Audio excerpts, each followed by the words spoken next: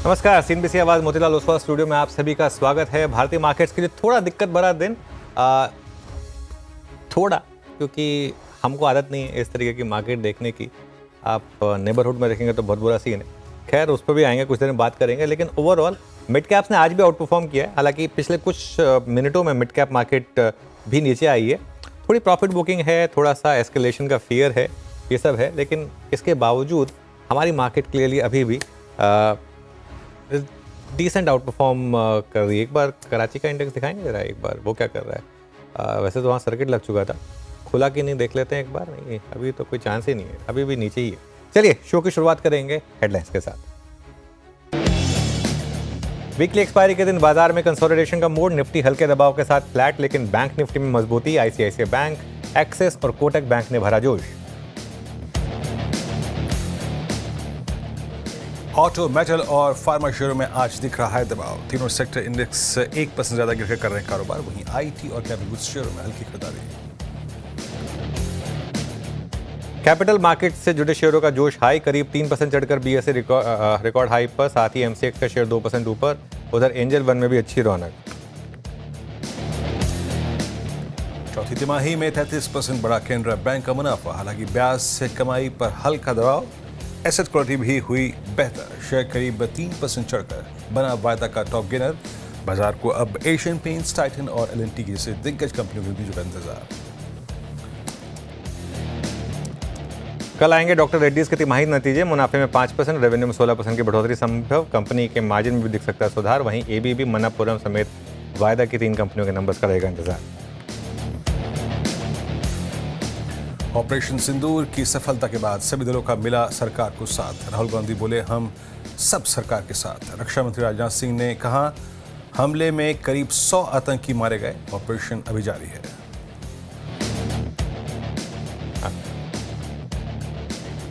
और भारत के जोरदार हमले के बाद पाकिस्तान के शेयर बाजार में जोरदार गिरावट लगा। Lower circuit. Karachi stock exchange index आज 7% टूटा। 2 दिन में करीब 10% गिरा। केएसई 100 इंडेक्स लोअर सर्किट भी लगा।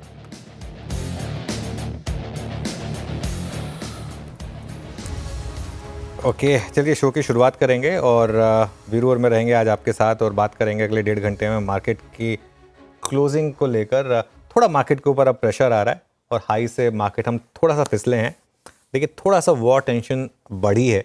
क्लियरली अगर आप कमेंट्री सुने, मिनिस्टर्स कह रहे हैं कि ऑपरेशन सिंदूर अभी भी जारी है और ख़त्म नहीं हुआ है और काफ़ी चीज़ें आ रही हैं। आज एक और इंटरेस्टिंग चीज़ आई है वीरो की, जो टेररिस्ट रिस्पॉन्सिबल था, आपको याद है डेनियल पर्ल के मर्डर के लिए वो कितना भयावह सीन था जो जिसके ऊपर फिल्म भी बनी थी। उनके जो मर्डर के लिए जो रिस्पॉन्सिबल टेररिस्ट था, इस ऑपरेशन में आज उसका भी सफाया किया गया। तो ये एक मेरे ख्याल से एक जस्टिस सर्व्ड वाली बात होगी। और एक और चीज़, भारत के शेयर बाज़ार देखिए अभी भी पाकिस्तान के मुकाबले कितने अच्छे हैं। मैं इसलिए कह रहा हूँ, just to give you comparison, कि वॉर के सिचुएशन में उनकी मार्केट लोअर सर्किट पर है। आज वहाँ लोअर सर्किट लगा है, 7% की गिरावट। कारोबार भी वहाँ पर रुका। 2 दिन में करीब 10% उनका इंडेक्स गिर चुका है। जबकि हमारी मार्केट देखिए 2 दिन में एकदम फ्लैट है और एडवांस डिक्लाइन दोनों दिन बीरो एकदम पॉजिटिव है। हाँ अनुज, आज शायद कराची के इंडेक्स को मैं देखा था अनुज, लोअर फ्रीज 2 दिन में लगभग 10% नुकसान। इसका मतलब क्या है? मतलब ये समय काल जा किस तरफ रहा है ना? बिल्कुल। और आज तो मेरे ख्याल से पाकिस्तान दहल चुका है। सीक्वेंस ऑफ ब्लास्ट्स क्या अपडेट है इस वक्त अनुज? वीरू, मैं मानता हूँ कि ना, एक दशकों में, हर 2 दशक में, 3 दशक में हमारे कोई एक ऐसे फिगर आते हैं जो एक भगवान की देन होते हैं। उनमें से एक थे अटल बिहारी वाजपेयी। अटल बिहारी वाजपेयी ने एक बार संसद में खड़े होकर कहा था कि पाकिस्तान और हमारे बीच में फ़र्क है और ये फ़र्क रहना चाहिए। मैं चाहता हूँ कि ये फ़र्क बना रहे। ये उन्होंने बात कही थी। ये कॉन्टेक्स्ट दूसरा था। ये कॉन्टेक्स्ट था जब वो यूनाइटेड नेशन रेजोल्यूशन को लेकर बात हुई थी, जब भारत ने अटल बिहारी वाजपेयी जी को भेजा था, जब वो अपोजिशन के लीडर थे। और उन्होंने कहा कि पाकिस्तान वाले देख के दंग रहे कि हमारे यहाँ तो अपोजिशन सिर्फ सरकार को गिराने का काम करता है, यहाँ पे अपोजिशन और सरकार साथ में। अब देखिए, हमारे यहाँ पे अपोजिशन सरकारें एकदम साथ में हो जाती हैं जब इस तरीके का नेशनल इंटरेस्ट का मामला आता है। खैर मैं जो बात बताने की कोशिश कर रहा हूँ ना, अब आप इंडेक्स देख लीजिए, ये अपने आप में कुछ कहानी बयां कर रहा है कि दुनिया किस तरीके से दोनों देशों को देखती है और किस तरीके से देखती है कि अगर ये वॉर एस्केलेट हुई तो किसको ज़्यादा नुकसान होगा। ये बहुत सिंपल मैसेज है, इसमें मतलब और कुछ ज़्यादा रीड करने की ज़रूरत नहीं है। वहाँ सर्किट लग गया, हम फ्लैट हैं, हल्का सा गिर रहे हैं, ठीक है, कोई दिक्कत नहीं है। लेकिन ये एक मैसेज है कि हमारी तरफ से मुझे लग रहा है कि अब इस सिर्फ मुद्दे को लेकर बहुत ज़्यादा डाउनसाइड नहीं है, बहुत ज़्यादा डाउनसाइड नहीं है। हाँ, बीच बीच में ये फैक्टर जरूर रहेगा, इंडिया वेक्स बीच बीच में थोड़ा ऊपर की तरफ छलांग लगाएगा। देखिए अभी भी इंडिया वेक्स 19 पर है, आई थिंक आज थोड़ा सा और ऊपर आया है, 20 पर आ गया है, पिछले कुछ मिनटों में बढ़ा है थोड़ा सा। ये एक थोड़ा सा फैक्टर रहेगा। अगर आप देखिए, अगर आप ये फैक्टर नहीं झेल सकते तो आप कुछ दिनों के लिए दूर रहिए स्टॉक मार्केट से। कोई ज़रूरी नहीं है ये मामला, हो सकता है 1 हफ्ता चले, 10 दिन चले, 15 दिन चले, हो सकता है लंबा चले, तो छोड़ ठीक है, उस टाइम पे कुछ और कर लीजिए। लेकिन अगर आप ये वॉलेटिलिटी झेल सकते हैं तभी आप मार्केट में ट्रेड करिए। इंडिविजुअल स्टॉक्स में अभी भी मार्केट आपको बहुत अच्छे मौके दे रहा है। आज भी देखिए इंट्राडे में, अब आखिरी में जरूर फिसला मिड कैप इंडेक्स, लेकिन पहला हाफ कितना शानदार था मिड कैप इंडेक्स, और क्या ट्रेडिंग मौके दिए थे। पहले हमने देखा था सुबह, हमने जितने स्टॉक स्पॉट किए थे या जितने पैनल से बात की थी, सब में ऑलमोस्ट टारगेट लगे थे आज। तो उस हिसाब से हमारी मार्केट अभी भी काफ़ी शानदार है। जी हाँ, एक कंपैरिजन था, मतलब एक पड़ोसी देश के इंडेक्स से जो इस वक्त हमारे साथ इंडल्ज है इस वॉर लाइक सिचुएशन में, और एक हमारी स्थिति का। पर अनुज जी, अब एक काम करते हैं, देखिए शायद ये अपेक्षित था, हम जो बात भी कर रहे थे सुबह, कि इतना डाउनसाइड कभी भी खुला है जिस वॉर लाइक सिचुएशन में जो पोलिटिकल नेशंस के बीच में हम हैं, कोई खास गंभीर चेंज नहीं हुआ है। इट्स एक्सपायरी डे ऑल्सो, तो निफ्टी बैंक पे व्यू क्या है इस वक्त इस प्राइस पे? बिल्कुल, देखिए अब जहाँ तक बात है निफ्टी और बैंक निफ्टी की, वीरू, तो मैं बहुत ज़्यादा टाइम स्पेंड नहीं करूँगा इस पर, क्योंकि आई थिंक आज सुबह जो हमने एक रेंज की बात की थी, एक फर्स्ट सपोर्ट फर्स्ट रेजिस्टेंस, हम मोर और लेस उसी रेंज में। आज का हाई 24,450 हमारा फर्स्ट रेजिस्टेंस था, और आज का जो लो था वही हमारा फर्स्ट सपोर्ट भी था। मेरे ख्याल से 24,200 से 300 के बीच में एक मजबूत सपोर्ट है अब, और अगर ये जोन में आए तो आपको हो सकता ना भी आए, 24,300 के आसपास मुझे लग रहा है आपको कोशिश करनी चाहिए एक अप्रोच बाय की, ट्रेड की। जो भी करें, मैं फिर कह रहा हूं, अगर ओवरनाइट कैरी कर रहे हैं तो हेज के साथ करें प्लीज़। देखिए ये हमारे व्यू हो सकते हैं कि हम स्ट्रांग मार्केट में सब कुछ है, लेकिन इवेंचुअली मार्केट क्या करेगा ये मार्केट खुद डिसाइड करेगा। तो इसके लिए ऐसा ना हो कि कल को आप उठें और कोई बहुत बड़ा गैप डाउन हो जाए, तो इसके लिए अपने आप को हेज जरूर करें जो भी करें। लेकिन मेरे ख्याल से 24,300 के आसपास, 24,250 300 के आसपास एक अच्छा जोन होगा बाय करने का, वही 24,200 का स्टॉप लॉस रहेगा। 24,200 के नीचे अगर मार्केट बंद होने लगे, निफ्टी अगर 24,200 के नीचे बंद होने लगे, वो इंडिकेशन होगा आप अपनी लॉन्ग पोजीशन से निकले बाहर। उसके बाद व्यू की वैल्यू नहीं है, उसके बाद मार्केट एक्शन की वैल्यू, बहुत सिंपल है। तो इसके लिए ये निफ्टी पर वो रहेगा। और 2 दिन से हम 24,450 पे अटक रहे हैं, जग जाहिर है 24,450 24,500 आपके लिए अब एक रेजिस्टेंस है। निफ्टी बैंक की जहाँ तक बात है, 54,500 पर अब सपोर्ट है मेरे ख्याल से, और करीब करीब हम ऑलमोस्ट वहाँ तक जाने की तैयारी कर रहे हैं। आज का लो भी वहीं पर है, और 54,800 के आसपास थोड़ी सी रेजिस्टेंस है, ये अप्रोच रहेगी। जयशंकर जी के बयान आ रहे हैं कि हमारी मंशा कभी ऐसी नहीं रही, लेकिन हमें इस आतंकी हमले ने, जो एक कावर्डली आतंकी हमला था, जो एक टारगेटेड इनोसेंट सिविलियंस पर धर्म पूछकर जो एक हमला किया गया था, उसका एक रिस्पांस था। हमारी मंशा जंग की नहीं है, ये विदेश मंत्री जी कह रहे हैं क्लियरली। तो ठीक है, लेकिन अब ये स्टेटमेंट्स आ रही हैं। ब्यूरो मार्केट में इंडिविजुअल स्टॉक, थोड़ी सिचुएशन बदली है पिछले 1 घंटे में, है ना? बदली है अनुज, मेरे ख्याल से शायद थोड़ा सा हम जिस प्रकार की न्यूज़ फ्लोज हैं उसमें, जैसे कि आपने कहा इंडेक्स में अगर रिस्क अपना थोड़ा सा कम कर सकते हैं तो कम करिए। मैं 1-2 स्टॉक्स को यहाँ पे रख देता हूँ स्क्रीन पे जो है अच्छा कर रहे हैं। देखिए आज क्लियरली कैपिटल मार्केट्स थीम अच्छा कर रही है, और उसमें BSE अभी भी स्ट्रांग, स्टैट्स अभी भी स्ट्रांग है, एक इस पर नज़र रखिएगा। मैं बहुत सारे स्टॉक्स यहाँ पे नहीं बोलूँगा क्योंकि थोड़ा सा बाजार में टर्बुलेंस बढ़ रही है, मार्केट्स डे ऊपर हैं, मतलब की तरफ बढ़ रहे हैं। एक BSE और स्टैट्स जहाँ पर अच्छे अच्छे हैं वो है APL अपोलो, सुबह भी इस पर बात हुई थी, दैट्स डूइंग वेल। और एक स्टॉक और लिखा है स्क्रीन पे जो कि इस वक्त स्टेबल है, स्ट्रांग है, दैट्स कोटक महिंद्रा बैंक। अनुज ज़्यादा स्टॉक्स पे बात नहीं करूँगा क्योंकि मैं जिन OIs को देख के आया था, जो पुट राइटर्स के लेवल्स थे वो थोड़े से ब्रीच हो रहे हैं। इसलिए अवॉइड करो। लेकिन फिर भी अनुज, इस वक्त के ट्रेंडिंग स्टॉक्स और कार्यक्रम मैच का क्रम। बिल्कुल, चलिए वीरू ट्रेंडिंग स्टॉक्स पर आते हैं एक बार स्क्रीन पर। पहले इंडेक्स के ट्रेंडिंग स्टॉक्स पर आएंगे। लूजर से स्टार्ट करेंगे। आज मार्केट थोड़ा नीचे है तो इसके लिए इटर्नल सबसे ऊपर 3%, टाटा कंज्यूमर, महिंद्रा एंड महिंद्रा और ONGC करीब 2 से 3%। चारों स्टॉक्स नीचे। F&O के स्टॉक्स जहां पर मंदी है, सीमेंस, REC, पेटीएम में बड़ी गिरावट आई आज, करीब 4% और टोरेंट पावर में करीब 4.5%। तेजी के ट्रेंडिंग स्टॉक्स में देखते हैं। सबसे ऊपर HCL tech 1.5%, Titan 1.25%, Axis bank 1% और कोटक महिंद्रा बैंक 3/4% ऊपर है। और उसके अलावा F&O के शेयर्स में कैनरा बैंक, नंबर्स अच्छे थे कैनरा बैंक के, कोफोज, BSE और CG पावर। कोफोज, BSE और CG पावर तीनों ऑफ डेज हाई हैं, लेकिन हमने सुबह के शो में इन तीनों स्टॉक्स की बात की थी। चलिए फटाफट क्रम बता देते हैं आपको। आज हमारे साथ कौन जुड़ने वाले हैं। हमारे साथ नीरज दीवान होंगे फंडामेंटल्स के लिए। टेक्निकल्स के लिए हमारे साथ गाबा सर, मानस जायसवाल, राजेश सरपुते, सच्चिदानंद उत्तेकर, अमित सेठ और सौमिल मेहता। उसके बाद टाटा मोटर्स में तेज़ी क्यों है जानेंगे सुदर्शन से। 2:20 पर बोर्ड रूम में चर्चा करने के लिए हमारे साथ PNB के MD और CEO अशोक चंद्रा जुड़ेंगे। 2:30 के अभी से कुछ देर में लक्ष्मण जी को जोड़ेंगे। पाकिस्तान टेंशन पर अपडेट को लेकर कंचन से जानेंगे कि वॉर के दौरान मार्केट ट्रेंड कैसा रहा है। 2:35 पर ABB इंडिया के Q4 नतीजों का अनुमान मिताली से लेंगे और डॉक्टर रेड्डीज के नंबर्स का पोल कंचन से लेंगे। 2:45 पर अप्रैल में FI की खरीदारी कैसी रही ये जानेंगे। 2:50 पर बिग मार्केट वॉइसेस में हमारे साथ बजाज फिनसर्व AMC के CIO निवेश चंदन। 3:05 पर डीलिंग रूम चेक में लेंगे फोकस। उसके बाद कल की स्ट्रैटेजी, BTST कॉल्स, सब कुछ लाइंड अप है। पैनल तैयार है हमारा, उसका स्वागत किया जाए। गुड आफ्टरनून आप सभी को। कावा सर, बाय या सेल स्टॉक का नाम? Sell. Good evening to you once again. और स्टॉक का नाम है अडानी सॉल्यूशंस। यहाँ पर वीकनेस है, ट्रेड करा है 852 पर अडानी सॉल्यूशंस। स्टॉप लगाना चाहिए 860-62 का, 10 रुपए का, ज्यादा नहीं। डाउनसाइड करीब 20 रुपए का हो सकता है, करीब 830 पॉसिबल है Adani solutions. Adani energy solutions आपकी स्क्रीन पे करीब 851 पे एक सेल कॉल है। और मानस के पास चलते हैं। मानस, गुड आफ्टरनून, आपका ट्रेड क्या है इस वक्त का?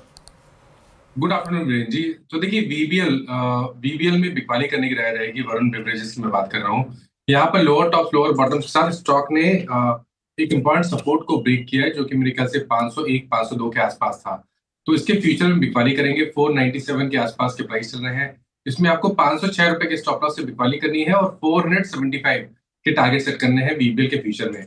चाहे तो एट द मनी 500 वाला पुट ऑप्शन ले सकते हैं, 20 रुपए के आसपास ट्रेड हो रहा है। इसमें आपको 15 रुपए के स्टॉप लॉस से 30 रुपए के टारगेट के लिए खरीदारी करके चलनी है। डिस्क्लोजर है कि इस ऑप्शन में हमने अपने क्लाइंट को भी रिकमेंडेशन दिया हुआ है। ओके, चलिए सचिन के पास चला जाए। Sachin, good afternoon. सचिन बताइए क्या रहेगी आपकी trade? Good afternoon ji, good afternoon Virendra ji, good afternoon to all the panelist. यहाँ पर थोड़ा सा दबाव जरूर है। मुझे लग रहा है वहां पर रियल एस्टेट स्टॉक्स में पिछले कुछ दिनों से अनवाइंडिंग का डेटा था। गोदरेज प्रॉपर्टीज में एक कल अच्छा पुल बैक आया था, बट वो पुल बैक मटेरियलाइज नहीं हुआ है जिस तरीके से इसके शॉर्ट टर्म एवरेजेस कन्वर्ज हो रहे हैं। एंड इसके RSI में एक ब्रेकडाउन हुआ है, RSI 50 के नीचे। तो मुझे लग रहा है यहाँ पर थोड़ी सी वीकनेस एक्सटेंड होगी। तो यहाँ पर गोदरेज प्रॉपर्टीज में फ्रेश शॉर्ट पोजीशंस ऐड करने की सलाह होगी। स्टॉप लॉस आपको यहाँ से लगभग अराउंड 2088 पे लगाना है ऑन क्लोजिंग बेसिस। एंड नीचे मुझे लग रहा है 2000 के पहले कोई मेजर सपोर्ट नहीं है काउंटर में। सो टारगेट होगा 2000 का, stop loss 2088।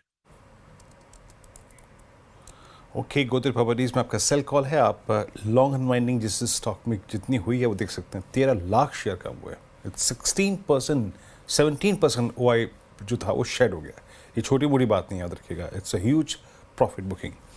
Saumil, good afternoon, आपका ट्रेड क्या रहेगा?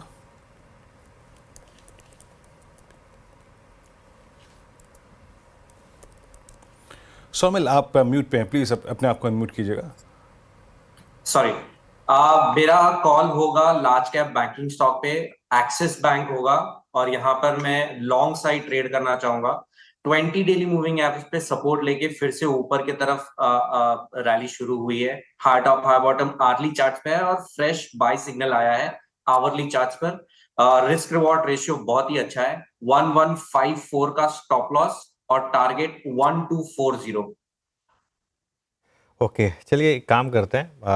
अब नीरज दीवान के पास चलते हैं। Neeraj ji, good afternoon. बताइए ऐसे माहौल में आपकी अप्रोच क्या रहेगी और आपकी पसंद का स्टॉक कौन सा होगा? या गुड आफ्टरनून। जी मेरे हिसाब से जिस तरह की वॉलेटिलिटी मार्केट में हुई है पिछले कुछ दिनों में, मिड कैप्स में भी काफी वॉलेटिलिटी रही है। आई थिंक वॉलेटिलिटी कंटिन्यू रहेगी थोड़ी देर के लिए। आई थिंक इन्वेस्टर्स का अप्रोच होना चाहिए कि वो जो भी बाइंग करें स्टैगर्ड तरीके से करें, इकट्ठे बाइंग नहीं करें। और दूसरी चीज ये कि पैनिक, जिस दिन मार्केट में पैनिक हो या कोई भी रिएक्शन होता है, गैप डाउन होता है, उसमें सेलिंग ना करें। बिकॉज हमने देखा है कि ऐसे माहौल में जो पैनिक आता है या जो वॉलेटिलिटी आती है, ये शॉर्ट लिव्ड रहती है और कुछ दिनों के बाद फिर लगता है कि हमने मौका छोड़ दिया और वहां पे सेल कर दिया। तो आई थिंक वो ध्यान रखें कि पैनिक में सेलिंग ना करें। अपने जो आप स्टॉक्स एक्यूमुलेट कर रहे हैं उसको लॉन्ग टर्म के एक्यूमुलेट करें। और की जैसे आप देखें तो एक दो दिन से टेक्सटाइल सेक्टर में अच्छी मूवमेंट आ रही है, जो यूके के साथ जो ट्रीटी हुई है उसकी वजह से। और अगर यूएस के साथ भी ट्रेड डील हो जाती है तो टेक्सटाइल के लिए एक अच्छा मौका लग सकता है नेक्स्ट 6 मंथ्स आने के लिए। वो स्टॉक्स काफी करेक्ट हो गए थे वहां पे, तो उस सेक्टर में आई थिंक ध्यान देना चाहिए। और डोमेस्टिकली देखें तो पावर सेक्टर एक ऐसा सेक्टर है जिसमें हमने थोड़ा मोमेंटम बिल्टअप होते हुए देखा। स्टॉक लाइक CESC वो भी अच्छा नीचे स्टॉक अच्छा सपोर्ट लेके मोमेंटम आया है उनमें।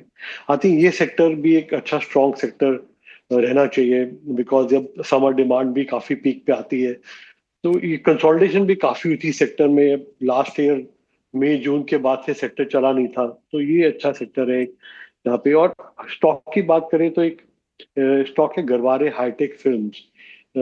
वो काफी यूएस में एक्सपोर्ट भी करते हैं। स्टॉक में अच्छी करेक्शन आई थी ये टैरिफ के चलते हुए। तो आई थिंक अगर यूएस ट्रेड डील का माहौल बन रहा है, अगर वहां पे ट्रेड डील हमारी बन जाती है तो वो स्टॉक, उनकी अच्छी गाइडेंस है इस साल के लिए भी। 2500 करोड़ का उन्होंने टर्नओवर का गाइडेंस दिया है, 22% मार्जिन की गाइडेंस दी है। तो उसको चलते हुए आई थिंक उसमें एक अच्छा मोमेंटम बन सकता है और इन्वेस्टमेंट के हिसाब से 25-30% की रिटर्न भी बन सकती है 1-1.5 साल के लिए। आपका आज का कॉल यहाँ पे ही है। अब एक काम करते हैं, एक टेक्निकल ट्रेड और रह गया है, उसको पिक कर लेते हैं। राजेश सतपथी जी के पास चलते हैं। राजेश जी, क्या पिक कर रहे हैं आप इस वक्त? आपका trade. Good afternoon Viren, good afternoon everyone. Viren देखिए, सेल कॉल होगा वो है बजाज ऑटो के स्टॉक पे। बजाज ऑटो का स्ट्रक्चर आई थिंक आज थोड़ा सा वीक हुआ। 7,770 का इंपॉर्टेंट लेवल था, वो टूटते ही हमने देखा सेलिंग आ रही है। तो 7,800 के स्टॉप लॉस के साथ बजाज ऑटो फ्यूचर बेचे। इसका जो सपोर्ट दिख रहा है वह करीबन 7,500 तक। ओके, चलिए अब एक काम करते हैं, अब चलते हैं लक्ष्मण जी के पास एक बार फ्रेश अपडेट्स के लिए। भारत पाकिस्तान के बीच तनाव अभी भी जारी है। ऑपरेशन सिंदूर से बौखलाया हुआ पाकिस्तान लगातार LOC पर फायरिंग कर रहा है और हमारी सेना का भी मुंहतोड़ जवाब जारी है। इस बीच सरकार ने भी आज एक सर्वदलीय बैठक बुलाई और मिनिस्टर्स के लगातार बयान आ रहे हैं कि ऑपरेशन सिंदूर अभी भी जारी है। इस घटनाक्रम पर 24/7 नज़र लगाए बैठे हैं लक्ष्मण जी, उनके पास चलते हैं। लक्ष्मण जी, गुड आफ्टरनून, बताइए क्या अपडेट्स हैं? जी गुड आफ्टरनून। दरअसल आज सुबह से, जब से ऑपरेशन सिंदूर के बाद पाकिस्तान बौखलाहट में कुछ कुछ कदम उठा रहा है, गोलीबारी सीमा पर कर रहा है, भारत में लगातार बैठकों का सिलसिला जारी है। सबसे पहली बैठक, सबसे महत्वपूर्ण बैठक हुई अब से कुछ ही देर पहले संसद भवन परिसर में जो खत्म हुई है वह है सर्वदलीय बैठक, जिसमें गृह मंत्री अमित शाह, रक्षा मंत्री राजनाथ सिंह, साथ ही साथ विपक्ष के नेता मल्लिकार्जुन खड़गे, राहुल गांधी समेत सभी दलों के नेता वहां बैठे थे। उस बैठक में पहली बार औपचारिक तौर पर सरकार ने यह जानकारी दी कि पाकिस्तान पर जो ऑपरेशन सिंदूर चलाया गया था, आतंकी ठिकानों को नष्ट किया गया था, उसमें 100 से ज्यादा आतंकवादी मारे गए हैं। जी हां, पहली बार आधिकारिक तौर पर बयान आया है कि 100 से ज्यादा आतंकी मारे गए हैं। और ऑपरेशन सिंदूर के बाद हालात पर सरकार लगातार नजर बनाए हुए है और पाकिस्तान की तरफ से जो भी कार्रवाई की जा रही है सीमा पर, उसका मुंहतोड़ जवाब दिया जा रहा है। और भारत नहीं चाहता है कि हालात और ज्यादा बिगड़े, लेकिन अगर पाकिस्तान ऐसे ही हरकत करता रहा तो भारत अपनी तरफ से कदम उठाने से पीछे नहीं हटेगा। ये साफ तौर से बोल दिया गया है सर्वदलीय बैठक में। इस बैठक में खास बात यह रही कि विपक्षी पार्टियों ने भी कहा कि हम सरकार के साथ हैं, ऑपरेशन में जो भी सरकार कर रही है हम उस पर साथ हैं और कोई भी इस पर सवाल नहीं उठाएंगे। दूसरी बात, प्रधानमंत्री की एक महत्वपूर्ण बैठक हुई राष्ट्रीय सुरक्षा सलाहकार अजीत डोभाल के साथ, जहां पर अजीत डोभाल ने इस पूरे ऑपरेशन की जानकारी दी, ऑपरेशन के बाद क्या हालात हैं उसकी जानकारी दी। फिर प्रधानमंत्री ने गृह सचिव के साथ भी बैठक की ताकि देश के अलग अलग राज्यों में जो हालात हैं उसकी समीक्षा की गई। यहाँ पे कई सारे एयरपोर्ट बंद किए गए हैं, सीमावर्ती इलाकों में गोलीबारी लगातार जारी है, लोगों को खाली कराया जा रहा है। तो इस सारे हालात पर लगातार प्रधानमंत्री, राष्ट्रीय सुरक्षा सलाहकार और सेना के प्रमुख इस पर नजर बनाए हुए हैं। मतलब लक्ष्मण जी, अभी तक जो भी बॉर्डर पर स्थिति है वो अंडर कंट्रोल है, ऐसे कोई एस्केलेट नहीं हुई सिचुएशन ना? मतलब जो फियर था एक एस्केलेशन का, क्या कहेंगे आप इस पर? नहीं, बिल्कुल एस्केलेशन। जब ऑपरेशन सिंदूर किया गया था तो आपको याद होगा कि सरकार ने मॉकड्रिल का ऐलान पहले ही कर दिया था। सरकार ने सीमावर्ती इलाकों में लोगों को सुरक्षित स्थानों पर जाने की हिदायत पहले ही दे रखी थी। यानी सरकार को पता था कि जब आप किसी के घर में घुसकर इस तरह के बड़ा हमला करेंगे तो जाहिर तौर पर जवाबी कार्रवाई होगी। पाकिस्तान के नेता के पास भी एक फेस सेविंग एक्सरसाइज करना होता है, तो जाहिर तौर पर कुछ न कुछ वहां से छोटे बहुत सीमा पर गोलीबारी करेंगे। वही हो रहा है और यही है कि सीमा के आसपास के इलाकों में आप देख रहे हैं कि यहाँ पे हम गोलीबारी पाकिस्तान की तरफ से की जा रही है, लेकिन इसका बहुत ही सटीक और सधा हुआ मुंहतोड़ जवाब पाकिस्तान को दिया जा रहा है। और यहाँ पे आपको बता दूं कि इसमें खासतौर से जो नेता, जो विदेश मंत्री हैं, रक्षा मंत्री, उन्होंने साफ तौर से कह दिया है कि अगर पाकिस्तान ऐसे ही ज्यादा उकसाता रहा तो भारत इसकी जवाबी कार्रवाई करेगा, इसके लिए तैयार उसे रहना पड़ेगा। ओके, चलिए, काफ़ी खबरें आ रही हैं एक्चुअली। लक्ष्मण जी, बहुत बहुत शुक्रिया। थोड़ा सा ना केयरफुल रहना होता है हमें भी कि कौन सी खबर चलाएं, कौन सी नहीं चलाएं, क्योंकि देखिए काफ़ी प्रोपेगेंडा भी चलता है सोशल मीडिया पर, खासतौर से पाकिस्तान की तरफ से। काफ़ी हैंडल्स हैं जो स्पेशली पाकिस्तान का प्रोपेगेंडा चला रहे हैं। उनमें से 95% पाकिस्तानी है। अनफॉर्चुनेटली कुछ इंडियंस भी हैं, लेकिन खैर जो भी है अब जो है सो है ना वीरू, क्या करें? हाँ, वो पूरी दुनिया जानती है, पूरी दुनिया जानती है, वो जानती है पूरी दुनिया। हम आई थिंक खैर एनीवे, भारत फौज के नंबर्स आए थे मीनवाइल वीरू। मैं थोड़ा मार्केट स्पेसिफिक, जो मार्केट से रिलेटेड न्यूज़ है उस पर फोकस करने की कोशिश कर रहा हूँ एक बार। नंबर्स अच्छे नहीं लगे थोड़े से मार्केट को शायद, और आई थिंक कुछ ही देर में भारत फौज की गाइडेंस भी आएगी और उसके ऊपर भी काफ़ी इम्पैक्ट आता है। ऑडिटर्स भी चेंज हुए हैं, तो खैर देखते हैं ये स्टॉक। इस पर नीरज, आपका कोई व्यू है भारत फौज पर? एक्चुअली ये स्टॉक पिछले लास्ट ईयर का भी देख सकते, बहुत नैरो रेंज में चल रहा है, बहुत ज्यादा इस पे मूवमेंट भी नहीं आई है। नीचे भी करेक्शन बहुत आती है, तो काफी करेक्शन तो एक हद तक ही रहती है। I think what will be important कि अभी जो बात करेंगे, अपनी गाइडेंस देंगे, या जो टैरिफ के बारे में क्या बताते हैं आगे चलते हुए कैसा रह सकता है, आई थिंक वो एक बहुत जरूरी होगा भारत फौज के, बिकॉज इसका एक पार्ट है जो यूएस में भी इसका बिजनेस है, जो ट्रक्स के लिए जो बिजनेस करते हैं। आई थिंक वो एक इम्पॉर्टेंट रहेगा देखने के लिए। जहाँ तक डोमेस्टिक बिजनेस का सवाल है, वो आई थिंक वहाँ पे एक अच्छी ग्रोथ देखने को मिल रही है जो कंटिन्यू रह सकती है। मोर इम्पोर्टेंट विल बी कि यूएस बिजनेस के बारे में क्या बोलते हैं। ओके, चलिए अब अमित सेठ जुड़े हमारे साथ, तो उनकी ट्रेड ले रहे हैं। Amit ji, good afternoon. बताइए क्या रहेगी आपकी ट्रेड? जी good afternoon Anuj ji, good afternoon Viren ji and everybody on the panel. Anuj ji, इस समय की मेरी ट्रेड शॉर्ट साइड पे रहेगी पीएनबी के मई के फ्यूचर्स में। यहाँ पे स्ट्रक्चर काफी नेगेटिव है। आज के सत्र में भी यहाँ पे ओपन इंटरेस्ट काफी राइज हो रहा है और स्टॉक ने अपने अहम की मूविंग एवरेजेस और एक अपस्लोपिंग ट्रेंड लाइन भी ब्रेक की है। 92 रुपीज 50 पैसे के लगभग प्राइस है फ्यूचर्स में। इसे शॉर्ट करें, 94 का स्टॉप लॉस रहेगा और टारगेट्स रहेंगे 88 रुपीज के। ओके, चलिए तो अब एक काम करते हैं। मैं थोड़ा एक न्यूज़ कंफर्म करने की कोशिश कर रहा हूँ और कुछ नहीं। एक मैनेजमेंट हमारे साथ जुड़ी है। चौथी तिमाही में पीएनबी का मुनाफा 50% ज़्यादा बढ़ा है, जबकि ब्याज से कमाई में करीब 4% की बढ़ोतरी हुई है। बैंक के एसेट क्वालिटी में भी सुधार आया है। Q4 नतीजों पर चर्चा करने के लिए हमारे साथ पीएनबी के एमडी और सीईओ अशोक चंद्रा जुड़े हैं। Ashok ji, good afternoon. Good afternoon sir, मैं आपके नंबर्स पे आ रहा हूँ। इससे पहले मैं एक चीज़ जानना चाहता था कि वो जो अब पीएनबी के साथ पिछले 4-5 साल में एक अनफॉर्चुनेट इंसिडेंट हुआ था, वो नीरव मोदी वाला, उसमें कोई अपडेट है क्या? कोई उसमें आगे जाके रिकवरी के कुछ साइंस वगैरह की बीच बीच में खबरें आती रहती हैं, तो पहले एक बार उस पर बात हो जाए, उसके बाद हम आपके नंबर्स की बात करते हैं। या उसके ऊपर कुछ एसेट्स हैं, यहाँ पे इमूवेबल प्रॉपर्टीज हैं जिसके ऊपर हम लोग रिकवरी एक्शंस को हम इनिशिएट किए हैं हमने, एंड मैं एक्सपेक्ट कर रहा हूं कि कुछ सब्सटेंशियल रिकवरी उन एसेट्स को बेचकर हम इस फाइनेंशियल ईयर में कर पाएंगे 25-26 में।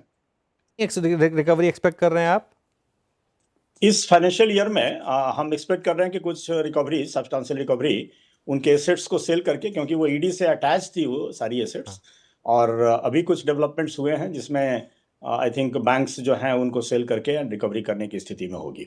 तो इस साल आप कुछ रिकवरी कर पाएंगे, वो अब तक ईडी से अटैच थे तो इसके लिए आप नहीं कर पा रहे थे। ठीक है, चलिए थैंक यू आपने वो चीज़ क्लैरिफाई कर दी। सबसे इंपॉर्टेंट आई थिंक मार्केट यही जानना चाहता है। इसके अलावा आपके नंबर्स में अगर हम नंबर्स देखें तो नंबर्स ठीक ठाक हैं।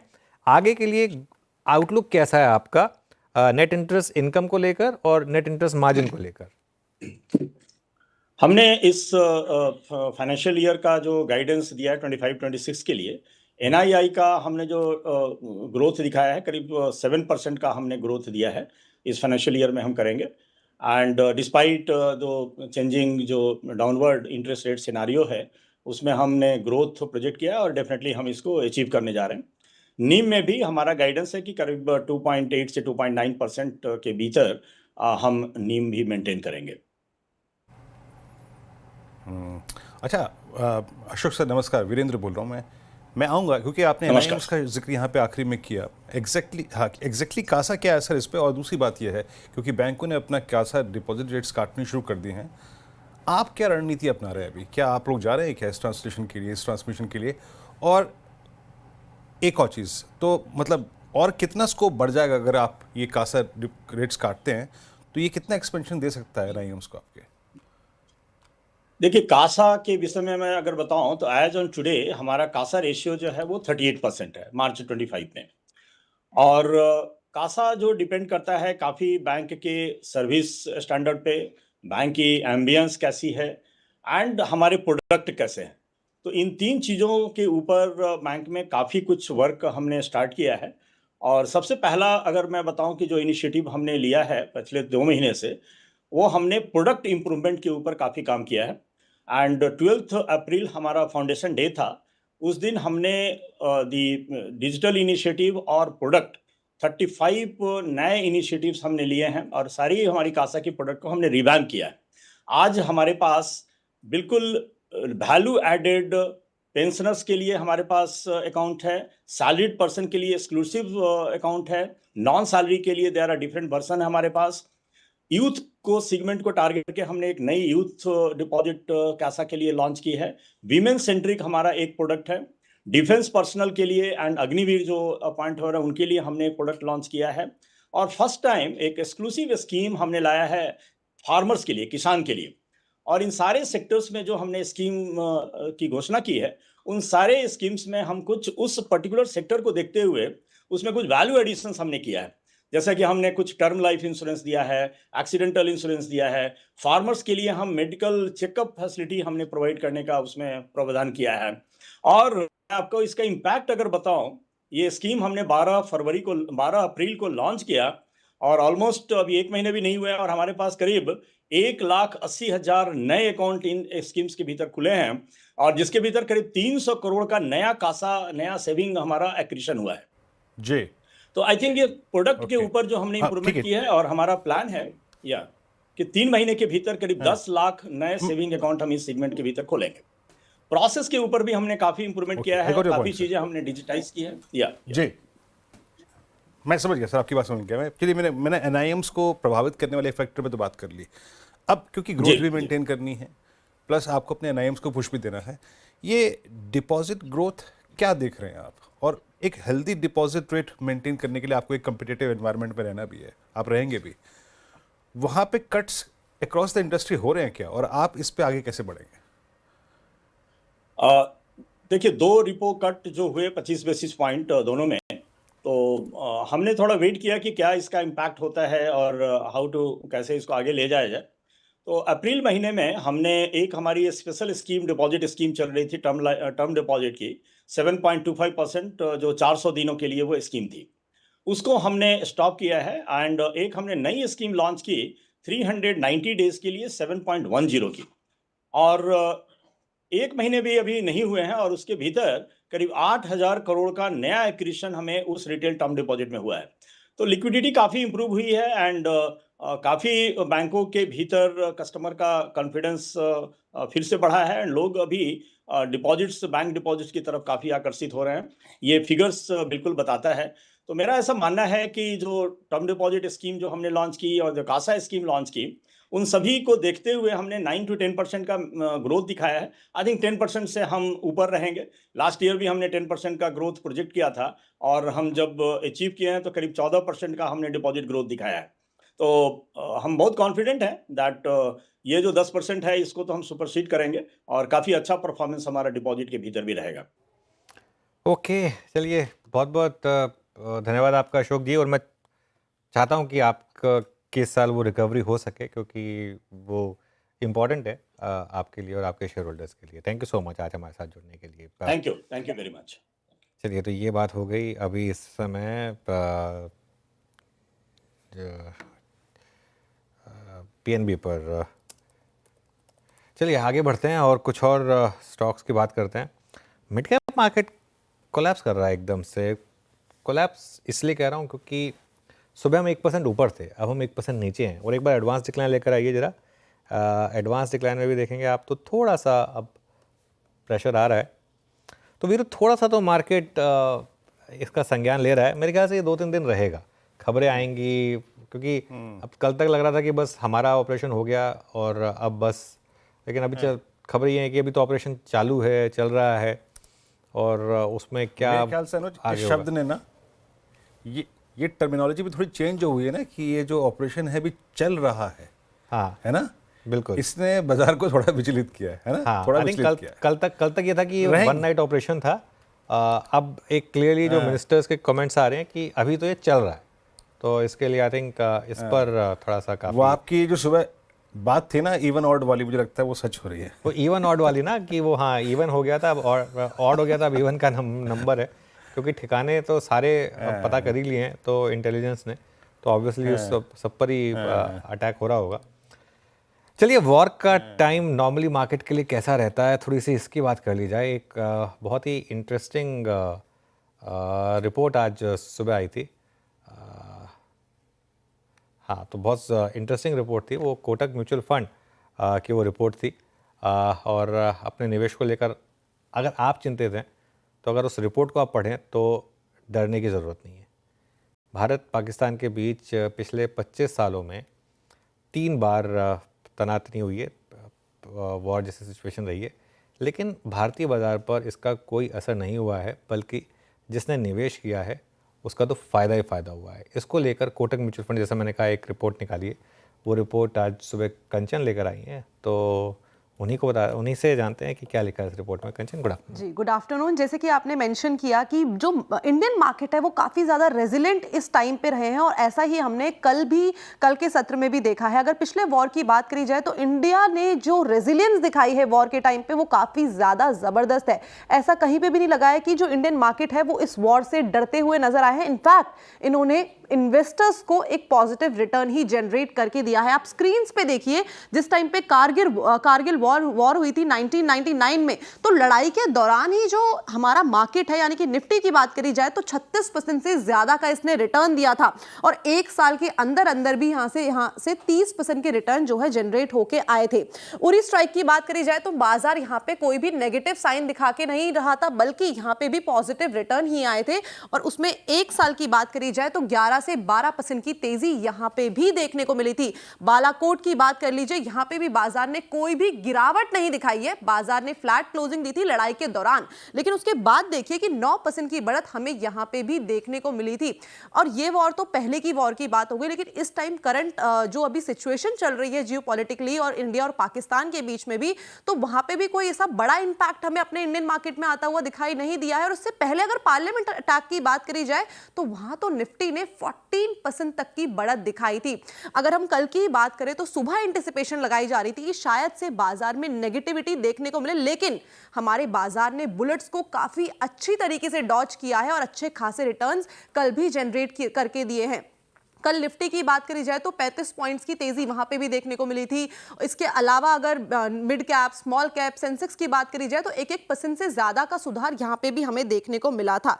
अब इस टाइम पे सबसे ज्यादा जो सोचने वाली बात है कि अगर वॉर ज्यादा लंबी बढ़ती है तो उस टाइम पे क्या हो सकता है। सीधा सीधा इंपैक्ट जो है वो हमें अपनी इकोनॉमी में देखने को मिल सकता है। इन्फ्लेशन जो है वो बढ़ती हुई दिखाई दे सकती है, साथ ही साथ जो वित्तीय घाटा है अनुमान ये जताया जा रहा है कि वो भी बढ़ सकता है। लेकिन और बाजार की बात करी जाए तो बाजार में गिरावट भी बढ़ सकती है। लेकिन अगर लड़ाई नहीं बढ़ती है तो जो इसका असर है वो काफी ज्यादा हमें कम होता हुआ दिखाई देगा। और जो बाजार में इस टाइम पे स्टेबिलिटी बनी हुई है, इसी तरीके की जो स्टेबिलिटी है वो आगे भी बनी रहेगी। इस टाइम पे आपको करना क्या चाहिए उसके ऊपर बात कर लेते हैं। अगर आप SIP करते हैं तो उसको धीरे धीरे करके टॉप अप करते रहिए, और अगर इस टाइम पे आप लमसम अमाउंट लगा रहे हैं तो धीरे धीरे करके उस लमसम अमाउंट को आप निवेश के तौर पे बढ़ा सकते हैं। लेकिन overall gist of the story समझी जाए तो इंडियन मार्केट अभी भी इंटैक्ट है।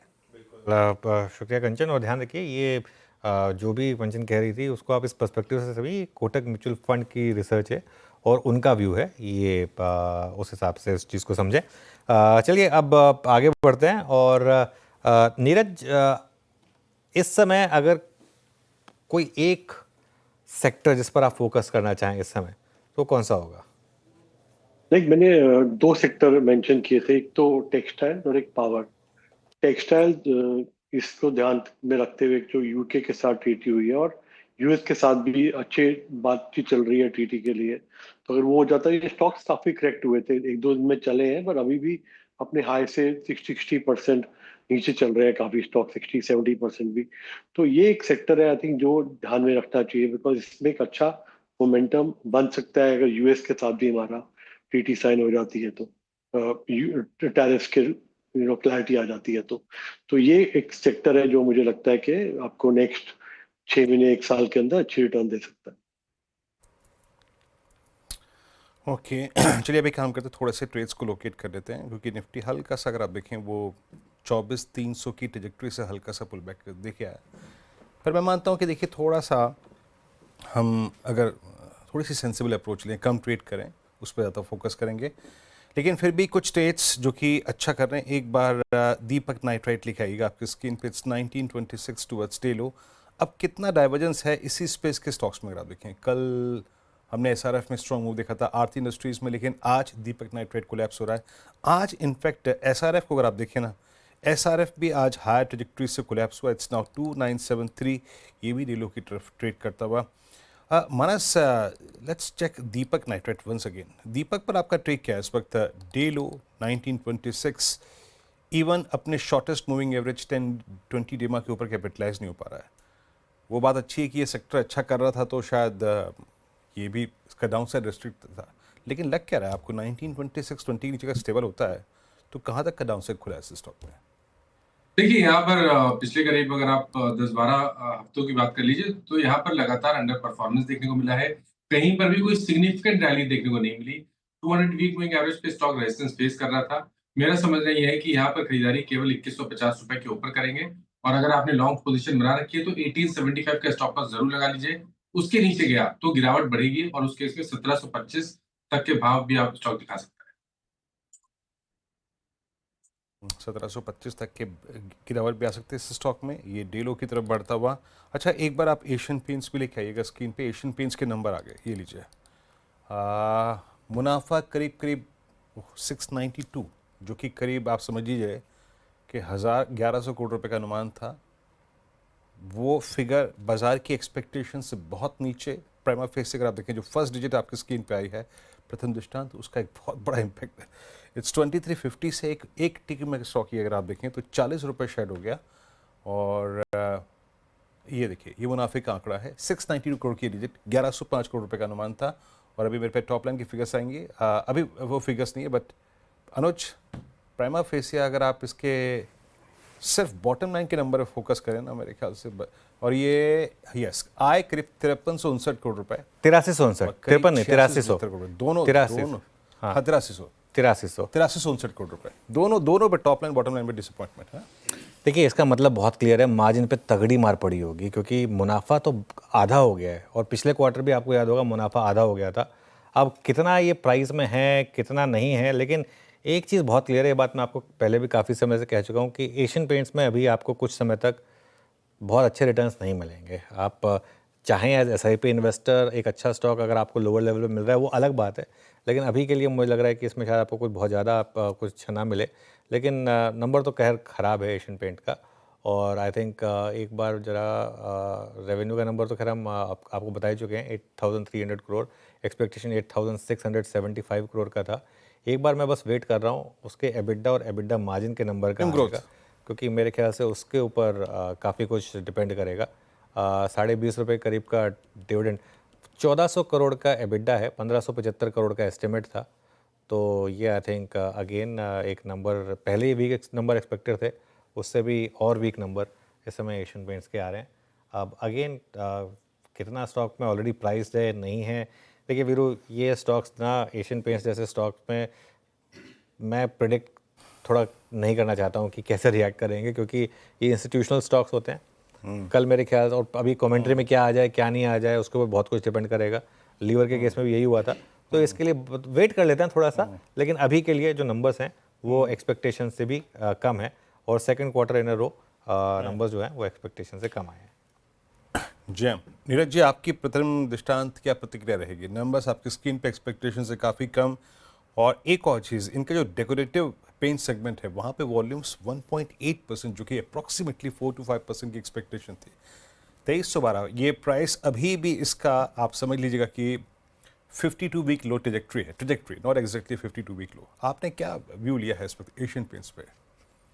बिल्कुल लग रहा है कि जिस तरह का कंपटीशन इनके लिए आया है, वो जो सिनेरियो इनके लिए बन रहा है कंपटीशन की वजह से, उसमें आई थिंक काफ़ी इनको मार्जिन में हिट लेना पड़ रहा है। बिकॉज आप टॉप लाइन में देखें तो 4-5-6% ही कम आया अनुमान से, बट बॉटम लाइन देखें तो बहुत ही ज़्यादा वहाँ पे 30-40-50% का नीचे आया जितना अनुमान था।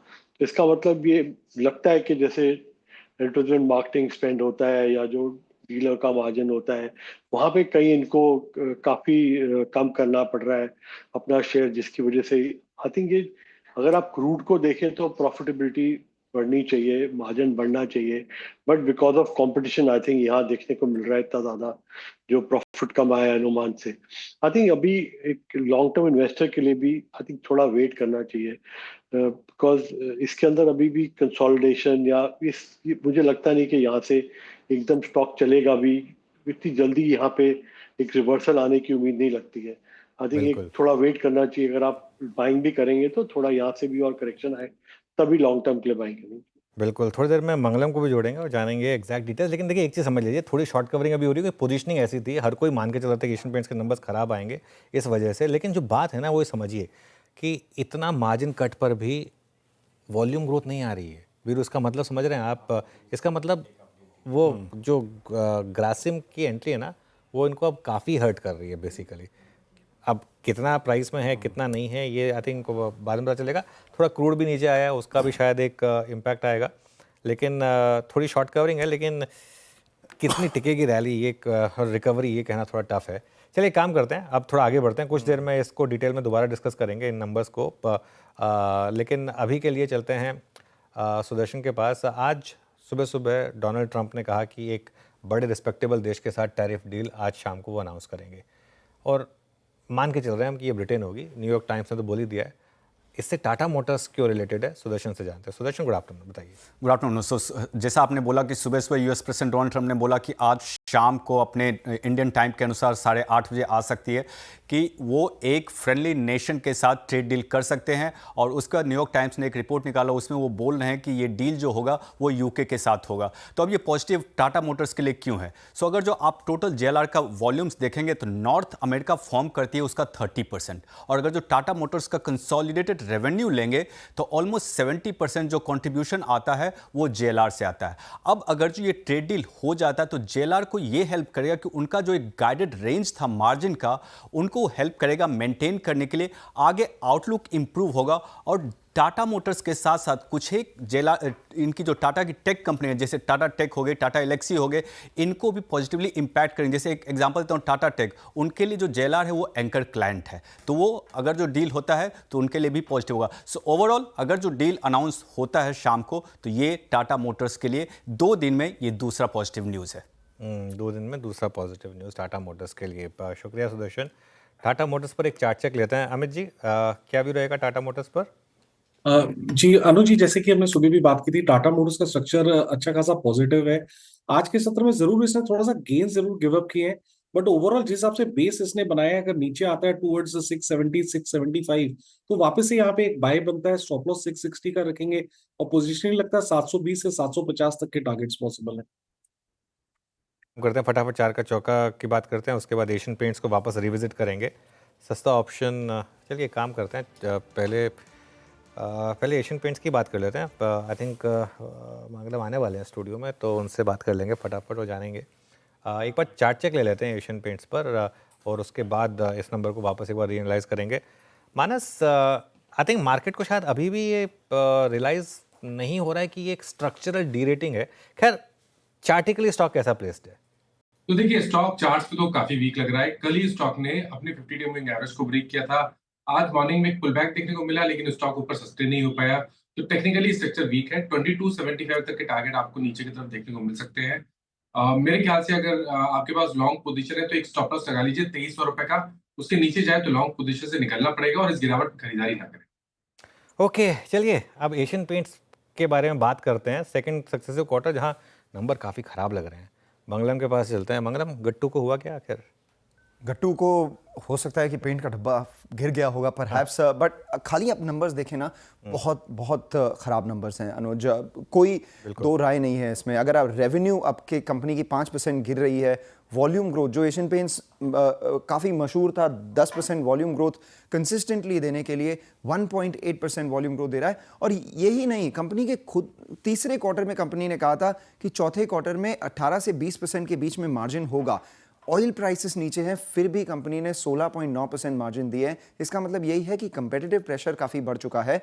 और जब आपका वॉल्यूम 1.8% से ग्रो करता है, फिर भी रेवेन्यू 5% नीचे है, इसका मतलब प्रोडक्ट मिक्स भी आपका इंफीरियर साइड पे है। लोग कम दामों के पेंट्स ज़्यादा खरीद रहे हैं, या जो महंगे पेंट्स हैं उसको भी आपको डिस्काउंट पर बेचना पड़ रहा है। और एक तरह से आपको एम्प्लॉय कॉस्ट भी ज़्यादा देनी पड़ रही है अपने एम्प्लॉयज़ को अपने पास रखने के लिए। तो एक कंपेटिटिव इंटेंसिटी के जो साइंस है वो एशियन पेंट्स पे दिख रहे हैं। अगर आप पूछोगे कि इन नंबर्स के बावजूद भी स्टॉक बिल्कुल फ्लैट क्यों है या इतना क्यों नहीं गिरा है, क्योंकि देखिए कल 4% नीचे था और एशियन पेंट्स ने कुछ नहीं किया पिछले 4 साल से, डिस्पाइट ऊपर या नीचे स्टॉक मूव करने के। आप देखें तो आज का जो प्राइस है, फरवरी 2022 में भी यही प्राइस था इस स्टॉक का। और अनुज ने इस स्ट्रक्चरल डी रेटिंग की बात की, तो उसी पे मैं एक नंबर डालूंगा। एशियन पेंट्स का आज का जो वैल्यूएशन है स्टॉक का, वो करीब 44 टाइम पे है। पिछले 10 साल का उनका जो एवरेज है वो 60 के ऊपर है। तो ऐसा नहीं कि स्ट्रक्चरल डी रेटिंग नहीं हुई है, 60 से मल्टीपल जो है वो 44 पे आ गया है। और उसके बाद भी कंपनी में कोई नियर टर्म विजिबिलिटी नहीं है उसे वापस बढ़ने की, क्योंकि डिसरप्शन पेंट इंडस्ट्री में चल ही रहा है। और यूजुअली जब डिसरप्शन होता है तो जो इंडस्ट्री लीडर है उनका मार्केट शेयर लॉस सबसे ज़्यादा होता है, क्योंकि उन्हीं के पास मार्केट शेयर है, बाकी सबके पास तो इतना नहीं है। तो इन चीज़ों को मद्देनजर रखते हुए एशियन पेंट्स के नंबर्स काफ़ी ख़राब हैं, बट स्टॉक भी उतना ही वीक रहा है और स्ट्रक्चरल डी रेटिंग चल रही है। बिल्कुल चल रही है। 52 वीक लो करीब 2100 करीब रहा है, शायद वहाँ तक जाए, यू नेवर नो, बिकॉज इस बार जो कॉम्पिटिटर है वो पूरी तैयारी करके आया है। और अब तक जो कंपटीशन था छोटा मोटा कंपटीशन था, इस बार जो कंपटीशन आया है वो पूरी स्टडी करके आया है। एकदम उसको देख कर लगा नहीं कि न्यू कमर था।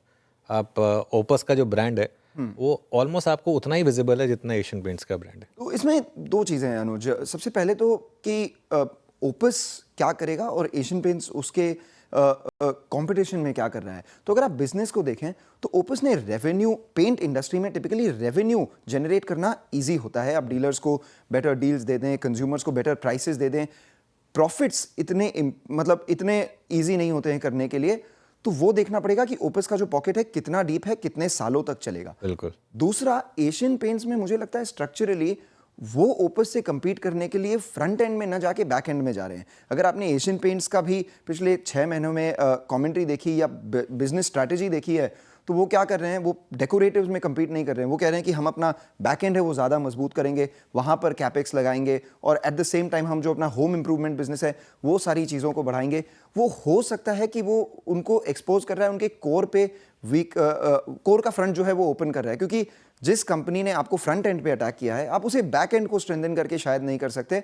और होम इंप्रूवमेंट पिछले कई सालों से वो कह रहे हैं कि वो 3 से 4% का जो बिजनेस है वो 10% का हो जाएगा, वो भी नहीं हुआ है। और 10% का हो भी जाएगा तो 90% आपका जो कोर है that is open to competition. तो ये सारी चीजें थोड़ी सी वीक लग रही है from a strategy stand point Asian paints के लिए, और वो ही स्ट्रीट देख रहा है। और हो सकता है कि बिरलाज का कॉम्पिटिशन एक टाइम पे ढीला भी पड़ जाए, बट क्या सेक्टर में फिर भी वो मल्टीपल्स वापस आएंगे या नहीं, ये क्वेश्चन बिल्कुल नहीं मालूम। बिल्कुल 100%। देखिए इसमें मैं एक दो चीज़ें और ऐड करूंगा। मंगलम बहुत बहुत शुक्रिया। अभी मैंने एक रिसेंटली जब एक अजय शर्मा का इंटरव्यू किया था, उन्होंने एक बहुत अच्छा एग्जांपल दिया था।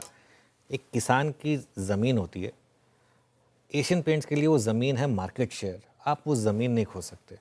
आपकी 1-2 साल फसल ख़राब हो सकती है, लेकिन आप अपनी ज़मीन नहीं खो सकते, क्योंकि अगर आपने ज़मीन खो दी तो आपको दोबारा फसल नहीं मिलेगी। 1-2 साल आप फसल पे कॉम्प्रोमाइज़ कर लेंगे कि फसल 1-2 साल ख़राब हो जाए, लेकिन ज़मीन नहीं जानी चाहिए। तो मार्केट शेयर को प्रोटेक्ट करने के लिए मार्जिन पर वो शायद और कॉम्प्रोमाइज़ करना पड़े, ये रियलिटी है, वो शायद उन्हें करना पड़े। और ये मार्केट आई थिंक प्राइसिंग करने की कोशिश कर रहा है। अगेन स्टॉक 52 वीक लो पर है तो के आसपास है, तो काफ़ी कुछ प्राइस में शायद हो, लेकिन वो जो स्ट्रक्चरल डी रेटिंग है वो यहाँ पर अभी कंटिन्यू कर रही है। चलिए अब एक काम करते हैं, लक्ष्मण जी को भी जोड़ेंगे। कोई बड़ी खबर आ रही है इस समय और उसको लेकर अभी नहीं है तो 4 का चौका ले लेते हैं फटाफट। सौमिल आपके पास आएंगे सस्ता ऑप्शन के लिए, उसके पास सचिन आपके पास FNO सुपरस्टार के लिए, मानस आपके पास आएंगे हम चार्ट का चमत्कार के लिए, और नीरज जी आपके पास मिड कैप फंडा के लिए। तो सौमिल आप शुरुआत करिए सस्ता ऑप्शन। मुझे लगता है निफ्टी में अभी भी थोड़ी सी गिरावट अभी और आ सकती है, 24,200 तक जा सकता है, तो यहाँ से पुट ऑप्शन बाय करने की सलाह होगी। 15 मई का नेक्स्ट वीक का एक्सपायरी का पुट ऑप्शन बाय करेंगे, 270 के आसपास चल रहा है। स्टॉप लॉस होगा 240 का और टारगेट होगा 350 का।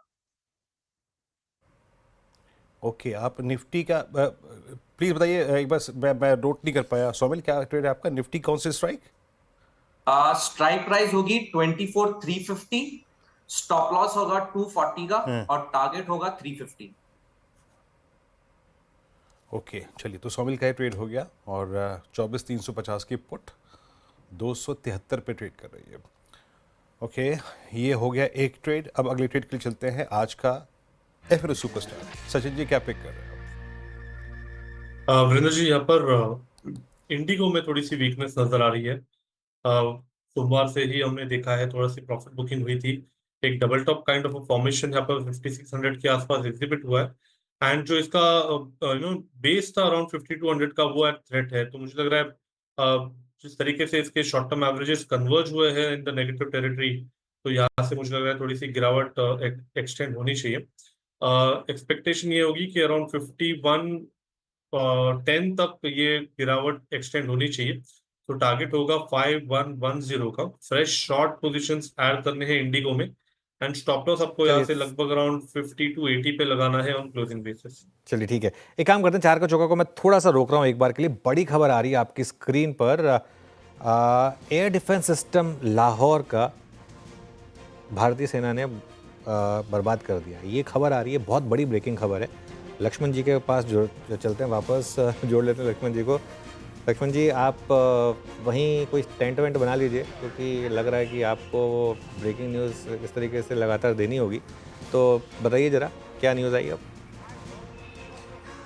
देखिए, अब तक की सबसे बड़ी खबर यह निकल कर आ रही है कि ऑपरेशन सिंदूर के बाद एक दूसरा बड़ा अटैक भारत की तरफ से किया गया है, और पाकिस्तान में लाहौर में जो वहां पे एयर डिफेंस रडार सिस्टम है, उसके कई सारे एयर डिफेंस रडार सिस्टम को सरकार भारत की तरफ से निशाना बनाया गया, उसको टारगेट किया गया, और इंडियन आर्मी की तरफ से औपचारिक बयान दिया गया है कि इसमें से एक एयर डिफेंस रडार सिस्टम को भारतीय सेना ने ध्वस्त कर दिया है। यह अपने आप में बहुत बड़ी बात है कि लाहौर में घुस करके उसके एयर डिफेंस रडार सिस्टम को भारत ने ध्वस्त कर दिया है। शायद यही वजह है कि आपने देखा होगा कि आसपास कई सारे पाकिस्तान के एयरपोर्ट को बंद कर दिए गए, कई सारे शहरों में ब्लैकआउट किया गया था, शायद इसी की वजह से किया गया था। अब जाके भारतीय सेना ने इसकी औपचारिक जानकारी दी है। और इसके पीछे वजह बताई कि ऑपरेशन सिंदूर के बाद 7 और 8 तारीख की रात यानी बीती रात में पाकिस्तान की तरफ से कई सारे जगहों पर कई सारे भड़काऊ तरीके से कार्रवाई की गई, वहां से गोले छोड़े गए, बंदूकें चलाई गई। उसमें श्रीनगर, जम्मू, पठानकोट, अमृतसर जैसे इलाकों में कोशिश की गई कि वहां पे हमला किया जाए। इसका मुंहतोड़ जवाब भारतीय सेना ने दिया है और उस जवाब के कड़ी में भारतीय सेना ने लाहौर के कई सारे एयर डिफेंस रडार सिस्टम को टारगेट किया। उसमें से एक सिस्टम जो है उसको ध्वस्त कर दिया गया है। और भले भारत नहीं चाहता है कि इस मामले को आगे बढ़ाया जाए, इसको ज्यादा तूल दिया जाए, लेकिन पाकिस्तान की तरफ से जिस तरह से कार्रवाई की जा रही है, जिस तरह से उकसाया जा रहा है, उसका मुंहतोड़ जवाब आगे भी इंडियन आर्मी देती रहेगी। ये साफ तौर से एक बहुत बड़ा बयान इंडियन आर्मी की तरफ से कि किस तरीके से अब लाहौर में घुसकर दूसरा बड़ा हमला किया गया है एयर डिफेंस रडार सिस्टम को ध्वस्त करने का, जहां से भारत के खिलाफ गतिविधियां चलाई जा रही थी। जी हाँ लक्ष्मण जी, और इसकी उलट हुई कल भी जो पंजाब में मिसाइल्स इंटरसेप्ट हुई हैं, उसको देख के एक चीज बात चलेगी कि भारत ने जितना अपनी प्रणाली पे काम किया एयर डिफेंस सिस्टम पे, वो बिल्कुल सटीक काम कर गया। कल काफ़ी सारी मिसाइल्स जो थी वो छोटी मिसाइल्स इंटरसेप्ट की गई हैं पंजाब में। जी, दरअसल आपने देखा होगा कि कई लोग ये पूछ रहे थे कि कब आखिर पहलगाम हमले का भारत बदला लेगा, कब बदला लेगा। लगातार बैठकों का दौर चल रहा था, कई लोग कह रहे थे कि सिर्फ बैठकें होगी, कार्रवाई भी होगी। दरअसल कार्रवाई से पहले जिस तरीके से चौतरफा रणनीति बनाई गई प्रधानमंत्री की निगरानी में, मुख्य राष्ट्रीय सुरक्षा सलाहकार की निगरानी में, चाहे एयर डिफेंस का सिस्टम हो, पानी के समुद्र के रास्ते पाकिस्तान को घेरना हो, जमीन के रास्ते पाकिस्तान को घेरना हो, सेना के तीनों अंगों को जिस तरीके से लगातार बैठकों का सिलसिला करके एक पूरा रोड मैप तैयार किया गया, स्ट्रेटजी तैयार की गई, इसी का नतीजा यह है कि पाकिस्तान की कोई भी नापाक कोशिश जो है कामयाब हो नहीं रही है। सारे उसके जो भी मिसाइल, जो भी मोटार वहां से दागे जा रहे हैं, सबको न्यूट्रलाइज कर दिया जा रहा है, सबको भारत मुंह तोड़ जवाब देकर ध्वस्त कर दे रहा है। और उल्टे भारत जो कार्रवाई कर रहे हैं उसका पाकिस्तान के पास कोई जवाब नहीं होता है। यही वजह थी कि इसमें 15 दिन लगे पहलगाम हमले की जवाबी कार्रवाई करने में। बिल्कुल, देखिए मार्केट अब डीलों पर आ गया है 24,290 के आसपास वीरू। और देखिए इस चीज़ को समझिए, कल की जो स्ट्राइक्स थी वो सारी की सारी स्ट्राइक्स हमने बात की थी पीओके में, जो स्ट्राइक्स थी सिर्फ टेररिस्ट कैंप पे जो अटैक किए गए थे। आज अब ये जो अटैक किया गया है, आई थिंक ये भारत की तरफ से एक सुरक्षा का भी कदम है, क्योंकि you never know, Lahore Pakistan के सबसे बड़े शहरों में से एक है, शायद सबसे बड़ा भी, आई थिंक कराची या लाहौर में से ही होंगे।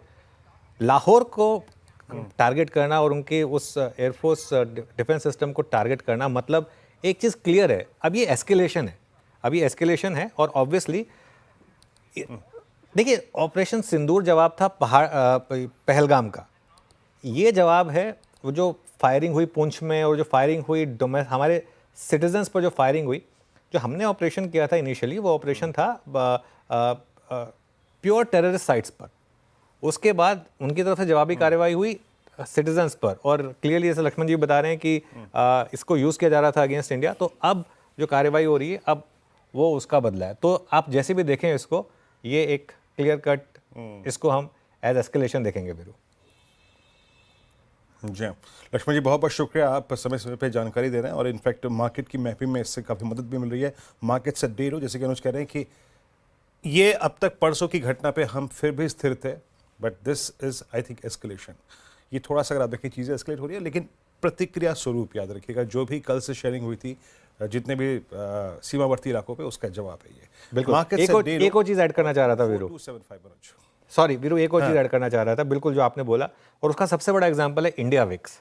आई थिंक अगले कुछ दिनों में ना आप इस इंडेक्स पर नज़र रखिए, इंडिया विक्स। और देखिए मैं एक चीज़ बताऊँ आपको, ठीक है 12% इंडिया विक्स ऊपर है। आई थिंक इस बार मामला थोड़ा सा जो है ना, अब ये एक सिर्फ एक कॉन्फ्लिक्ट का नहीं है, अब ये प्रॉपर एक थोड़ा सा एस्केलेशन टाइप का लग रहा है। और ये आई थिंक आज की सबसे बड़ी खबर है, air defence unit HQ-9 Pakistan के लाहौर में तबाह हुई है। आई थिंक थोड़ा सा मार्केट ऑब्वियसली नर्वस है इस समय, लेकिन ठीक है, ये सब चलता रहता है। और जैसा आई थिंक आप लोगों से पूछेंगे कि ये आपके पोर्टफोलियो में इम्पैक्ट हो रहा है, इस वजह से वो कहेंगे कोई नहीं, होने दीजिए, और होने दीजिए, लेकिन मिशन पूरा करिए। इतनी वैल्यू एट रिस्क रखना हिंदुस्तान जानता है मेरे ख्याल से, है ना। हाँ, कुछ कैलकुलेटेड रिस्क लेना भी पड़ता है, कुछ कैलकुलेटेड रिस्क लेना पड़ता है, थोपा गया है, लेना पड़ता है, थोपा गया आपके ऊपर ये। और बिल्कुल सही कहा अनुज ने, ये क्योंकि बाजार जो रिएक्ट कर रहा है अब इट्स एस्केलेशन, यहाँ पे अब स्टैट्स पे डेटा पे हम फोकस करेंगे। पर अनुज एक चीज़ एक पिक्चर ड्रॉ करते हैं, लेट्स सी जो शब्द का आपने इस्तेमाल किया है कि एस्केलेट होती है ये चीज़, जैसे कि हम अनुज जी से बात भी कर रहे थे सुबह, मैक्सिमम डाउनसाइड कहाँ तक ऐसे में अप्रोच क्या रखें, 23,800 24,000 मैक्सिमम टू मैक्सिमम क्या हो सकता है, इस बाजार का वर्स्ट के सिनारियो क्या होगा? देखिए I think first things first, 24,200 के नीचे अगर आप बंद हो तो आप पोजिशनल लॉन्ग से बाहर निकलें। सेकेंड थिंग, SIP जारी रखिए अपनी, उसमें कोई चेंज मत करिए, ये सब चीज़ें होंगी, मार्केट वापस इस पर रिकवर करेगा और वापस ऑल टाइम हाई पर भी आएगा, इसमें वीरू मुझे कोई डाउट नहीं। अच्छा एक काम करते हैं, अच्छी इस बीच में 4 का चौका आधा छूट गया था, बाकी आधा पूरा कर लेते हैं वीरू। मानस के पास चले, बिल्कुल चार्ट का चमत्कार के लिए मानस। तो देखिए गोदरेज प्रॉपर्टीज में बिकवाली करने की राय रहेगी अनुज जी, क्योंकि यहाँ पर अगर आप देखिए तो 20-डे मूविंग एवरेज के नीचे फिसल गया है स्टॉक। तो गोदरेज प्रॉपर्टीज के फ्यूचर में करंट लेवल्स पे बिकवाली करेंगे, 2081 के स्टॉप लॉस से बिकवाली करनी है, 1975 तक के टारगेट्स पहुंच। ओके चलिए, गोदरेज प्रॉपर्टी सेल है, मार्केट से डे लो और ट्रेड सेल्स के आ रहे हैं अब। और नीरज जी के पास चलते हैं आज का मिड कैप फंडा के लिए। Neeraj ji, with bit of risk involve definitely in mid caps, but still price क्या अच्छा लग रहा है आपको? या डेफिनेटली इस तरह की मार्केट में मिड कैप में अच्छी करेक्शन भी देखने को मिलती है, तो आई थिंक वहाँ मौके मिलते हैं एक लॉन्ग टर्म इन्वेस्टर्स के लिए। मैंने पावर सेक्टर की बात की थी कि मुझे पावर सेक्टर अच्छा लग रहा है, इसको 1-1.5 साल के लिए इन्वेस्टमेंट करनी है, तो उसी में एक स्टॉक है GIPCL, जो इस साल के प्रॉफिट के का भी जो अनुमान है उसके हिसाब से 13-14 टाइम चल रहा है और वहाँ पे थोड़ी कैपेसिटी एक्सपेंशन हो रही है, तो नेक्स्ट ईयर अगर 15-20% भी ग्रोथ आती है तो वो अभी जो मार्केट कैप है उसकी 2,800-900 करोड़ है, वो इजीली 3,500 करोड़ के आसपास मार्केट कैप हो सकती है। तो एक GIPCL में आप नजर रख सकते हैं और जहाँ पे मार्केट करेक्ट कर रही है तो उसमें अपनी धीरे एक्यूमुलेट कर सकते हैं उसको for a long term investment. Okay चलिए, ये अब इस समय कुछ स्टॉक्स रैप नहीं करते हैं इसको, क्योंकि अब बाजार की नज़र कल आने वाले नंबर्स पर रहेगी। कल निफ्टी में डॉक्टर रेड्डीज़ के नतीजे आएंगे, FNO में ABB के समेत 3 कंपनियों के नंबर्स आएंगे। हमारे साथ हमारी रिसर्च टीम से कंचन और मिताली जुड़ी हैं, उनसे समझते हैं कि क्या एक्सपेक्ट करें। पहले इंडेक्स कंपनी की बात करते हैं, डॉक्टर रेड्डीज़ की। कंचन, क्या एक्सपेक्ट करें? जी, नंबर्स की बात करी जाए Q4 के डॉक्टर रेड्डीज़ की, तो नंबर हमें पॉजिटिव साइड में देखने को मिल सकते हैं। देखिए, अगर सबसे पहले मैं की मैट्रिक्स की बात कर लेती हूँ, रेवेन्यू में उम्मीदें ये जताई जा रही है कि 16% का इजाफा आता हुआ दिखाई दे सकता है। EBITDA फ्रंट में भी 16 से 17% की तेजी की संभावनाएं जताई जा रही है। कंपनी के मार्जिन भी यहाँ पे अच्छे खासे हमें एक्सपैंड होते हुए दिखाई दे रहे हैं, 2 से 3% यहाँ पे भी बढ़त संभव है। अगर कंपनी की प्रॉफिट की बात करी जाए तो 5 से 6% की प्रॉफिटेबिलिटी यहाँ पे बढ़ती हुई दिखाई दे सकती है। देखिए, अगर US बिजनेस इनका देखा जाए तो वहां पे अनुमान ये जताया जा रहा है कि 10 से 11% की ग्रोथ हमें US बिजनेस में भी आती हुई दिखाई देगी। इंडियन बिजनेस की बात करी जाए तो 10.5% की ग्रोथ की संभावनाएं वहां पे भी जताई जा रही है। इंडियन बिजनेस में जो इनका गैस्ट्रो है, साथ में जो वैक्सीन है, स्किन केयर है, वहां पे जो ग्रोथ है वो रोबस्ट हमें देखने को मिल सकती है। यूरोपियन बिजनेस की बात करी जाए तो वहां पे जो रिटोजुमाब और डेनोजुमाब जो कि कैंसर और हड्डियों की दवाइयां हैं, उसके जो लॉन्च है उस पे हमें इस टाइम पे कड़ी नजर रखनी है। सिनोफी वैक्सीन के जो लाइसेंस है उसको लेके जो डोमेस्टिक डिमांड है वहां पे हमें रोबस्ट मोमेंटम देखने को मिल सकता है। एलियन OTC बिजनेस के इंटीग्रेशन से कंपनी के ओवरऑल बिजनेस को एक अच्छा खासा बूस्ट मिल सकता है। अब आपको नजर कहां पे रखनी होगी, जैसे कि मैंने बोला कि जो यूरोप में दवाइयां लॉन्च होने वाली है इसके ऊपर किस तरीके का नया बयान आता है और साथ ही साथ इस टाइम पे कौन से नए अप्रूवल्स मिलते हैं US FDA की तरफ से और कौन से कंपनी नए लॉन्चेस करती है। चलिए, तो ये बात होगी डॉक्टर रेड्डीज़ की। एक नंबर जो काफ़ी रिएक्ट करता है नंबर्स पर, शुक्रिया कंचन, वो है ABB। उसके नंबर्स का प्रीव्यू करते हैं मिताली के साथ। मिताली, गुड आफ्टरनून, बताइए। Good afternoon. तो मोतीलाल ओसवाल की रिपोर्ट की माने तो रेवेन्यू, EBITDA, पैट में तीनों में ही हमें पॉजिटिव अपसाइड देखने को मिल सकती है। रेवेन्यू का 9.5% का अपसाइड पोटेंशियल मोतीलाल ओसवाल ने जताया है। EBITDA में भी 11.3% की अपसाइड मूवमेंट देखने को मिल सकती है। पैट की बात करें तो वहाँ पे 11% की अपसाइड मूवमेंट देख के 511 करोड़ के आसपास का फिगर सामने आ सकता है। क्वार्टर ऑन क्वार्टर देखें तो सीक्वेंशियली यहाँ पे मॉडरेट रह सकता है। मॉडरेशन के पीछे के कारण की बात करें तो कैलेंडर ईयर 24 के दौरान ऑर्डर इनफ्लोस कम रहे हैं, साथ ही गवर्नमेंट और प्राइवेट केपेक्स में भी यहाँ पे स्लो डाउन देखने को मिला, जो टेम्पररी हो सकता है। इस सिचुएशन में ऑर्डर इनफ्लोज यहाँ पे की मॉनिटरेबल रहेंगे। साथ ही ईयर ऑन ईयर बेसिस पर देखें तो रेवेन्यू ग्रोथ एक्सपेक्टेशंस हाई है, मेनली रोबोटिक्स और मोशन और इलेक्ट्रिफिकेशन सेगमेंट्स के स्ट्रॉन्ग परफॉर्मेंस की वजह से यहाँ पे ये उम्मीदें जताई जा रही है। साथ ही मार्जिन्स की सस्टेनेबिलिटी, एक्सपोर्ट्स का आउटलुक और लोकलाइजेशन लेवल्स यहाँ पे की मॉनिटरेबल रहेंगे। इसके अलावा मार्जिन्स पर कैलेंडर ईयर 24 का जो हाई बेस है उसका इफेक्ट का इम्पैक्ट हमें देखने को मिल सकता है, लेकिन मार्जिन परफॉर्मेंस को जो सपोर्ट करेंगे उसमें बेटर प्रोडक्ट मिक्स, सर्विसेज का हायर शेयर और ऑपरेटिंग लेवरेज यहाँ पे माना जा रहा है। सीक्वेंशियली एक्सपेक्ट किया जा रहा है कि मार्जिन्स थोड़े मॉडरेट हो सकते हैं क्योंकि डिमांड में सॉफ्टनेस है और कॉस्ट प्रेशर का भी यहाँ पे इम्पैक्ट देखने को मिल सकता है। क्या यहाँ पे वॉच आउट करना होगा उसकी बात करें तो transmission, railways, data centers, transportation, इन सब में प्राइवेट केपेक्स कितना आता है और इंक्रीमेंटल फ्लोज जो है वो फ्यूचर में ऑर्डर इनफ्लो ग्रोथ को कितना सपोर्ट करते हैं, वो यहाँ पे देखने लायक बात रहेगी। बिल्कुल, बहुत बहुत शुक्रिया। मैं बार बार इस खबर पर आ रहा हूँ, इस वक्त की सबसे बड़ी ब्रेकिंग न्यूज़ है ये, लाहौर में एयर डिफेंस सिस्टम तबाह होना। देखिए बीरू, हम डिफेंस एक्सपर्ट नहीं है, लेकिन एक बेसिक चीज़ जो इसमें निकल कर आ रही है वो ये है, आप डिफेंस ये जो इसको क्यों टारगेट करेंगे आप? इसको इसलिए टारगेट करेंगे क्योंकि आप एक्सपेक्ट कर रहे थे, आपकी इंटेलिजेंस ने आपको बताया होगा कि वहाँ से कुछ बहुत सिनिस्टर प्लान हो रहा था। और जो अगर आप इंडियन आर्मी की स्टेटमेंट भी देख रहे हैं कि उनका जो नंबर ऑफ टारगेट्स थे northern and western India including Srinagar, Jammu, Pathankot, Amritsar, Kapurthala, Jalandhar, Ludhiana, Adampur, Bathinda, Chandigarh, Bhuj, using drones and missiles. तो ऑब्वियसली कुछ वहाँ से एक बहुत सिनिस्टर प्लानिंग हो रही थी, तो इसके लिए उसको डिस्ट्रॉय करना ज़रूरी था, इसके लिए उसको डिस्ट्रॉय किया गया है। और ये I think salute to our arm forces once again. पहली बार S-400 का इस्तेमाल, पहली बार S-400 का इस्तेमाल, पहली बार। हाँ, हमारे पास 3 रेजिमेंट्स हैं S-400 की अनुज, और वो तीनों डिप्लॉय हैं। एक चाइना के बॉर्डर पे मेरे ख्याल से, बाकी यहाँ पे, लेकिन फर्स्ट टाइम यूज़, और क्या डेडली अगर आप देखें वर्क किया उसने। मेरे ख्याल से बहुत सारी सुबह फुटेज थी, हालांकि उस टाइम वो सोर्स बेस्ड नहीं थी, लेकिन वो बिल्कुल सही था अनुज। S-400 जिसको हम बोलते हैं सुदर्शन चक्र, पहली बार इस्तेमाल किया गया है, याद रखिएगा, रक्षा प्रणाली के तौर पे, और उसने बखूबी अपना काम किया। बाजार पे अनुज पहली बार उसका रिएक्शन, और we are at almost at day low. मेरे ख्याल से अनुज थोड़ा सा बाजार को शॉर्ट टर्म में गैस करना हमें कुछ दिनों के लिए बंद करना पड़ेगा, है ना? कुछ दिनों के लिए शॉर्ट टर्म के लिए गैस करना बंद करना पड़ेगा। तो एक काम करते हैं, इसी नोट पर लॉन्ग टर्म की बात कर लेते हैं। हमारे साथ अब बिग मार्केट वॉइसेस में चर्चा करने के लिए बजाज फिनसर्व AMC के CIO निमेश चंदन जुड़े हैं। और निमेश जी से मुझे बात करके बहुत अच्छा लगता है, क्योंकि निमेश जी पूरी स्टडी के साथ आते हैं और पूरा डेटा पॉइंट्स के साथ आते हैं, और काफ़ी एक्सपीरियंस है इनको मार्केट में।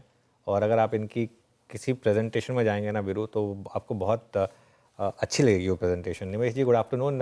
क्या करें इस मार्केट में, आपकी स्टडी क्या कहती है? वॉर जैसी सिचुएशन पहले भी रही है मार्केट के लिए, नियर टर्म में वॉलेटिलिटी रहती है, इसको कैसे नेविगेट करें और क्या आपका व्यू रहेगा? थैंक यू अनुज, आपके बहुत सारे कॉम्प्लीमेंट्स जो आपने दिए। Feeling is mutual. मुझे भी आपकी प्रेजेंटेशन और स्पीचेस सुनना अच्छा लगता है। War is unpredictable in the sense, पहले मैं आपको ये कहूंगा कि as a Indian citizen this is a like you know we are all backing our forces, right? जो एज भारत पूरा एकजुट होके अपनी गवर्नमेंट और फोर्सेस को बैक कर रहा है। ऑब्वियसली गवर्नमेंट ने और फोर्सेस ने ये भी कहा था कि अगर पाकिस्तान रिटेलिएट करने की कोशिश करेगा तो हम उसका भी जवाब देंगे। तो आई थिंक ये कुछ दिनों तक कुछ न्यूज ऐसी आ सकती हैं, इधर LOC पे या कोई स्ट्रेटेजिक लोकेशंस पे कुछ अटैक्स की या कुछ न्यूज आ सकती है।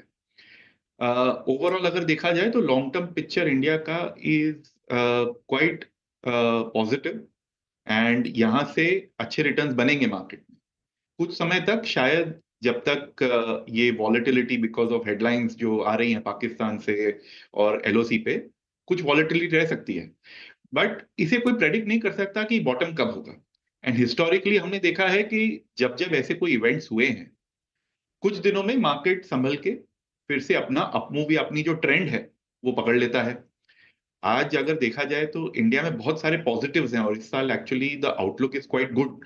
अगर हम फिस्कल पॉलिसी की तरफ से देखें, मॉनेटरी पॉलिसी की तरफ से देखें, एक डिमांड को पुश मिल रहा है। कंजम्पशन सेक्टर्स, BFSI सेक्टर्स वो अच्छा कर रहे हैं। ट्रेड डील्स में भी इंडिया को शायद नुकसान नहीं होगा, शायद उसका कुछ फायदा ही हो। यूके एफटीए साइन करने के बाद अब शायद हम यूएस के साथ भी एक बायलैटरल ट्रेड एग्रीमेंट कर लेंगे, तो ये न्यूज पॉजिटिव है।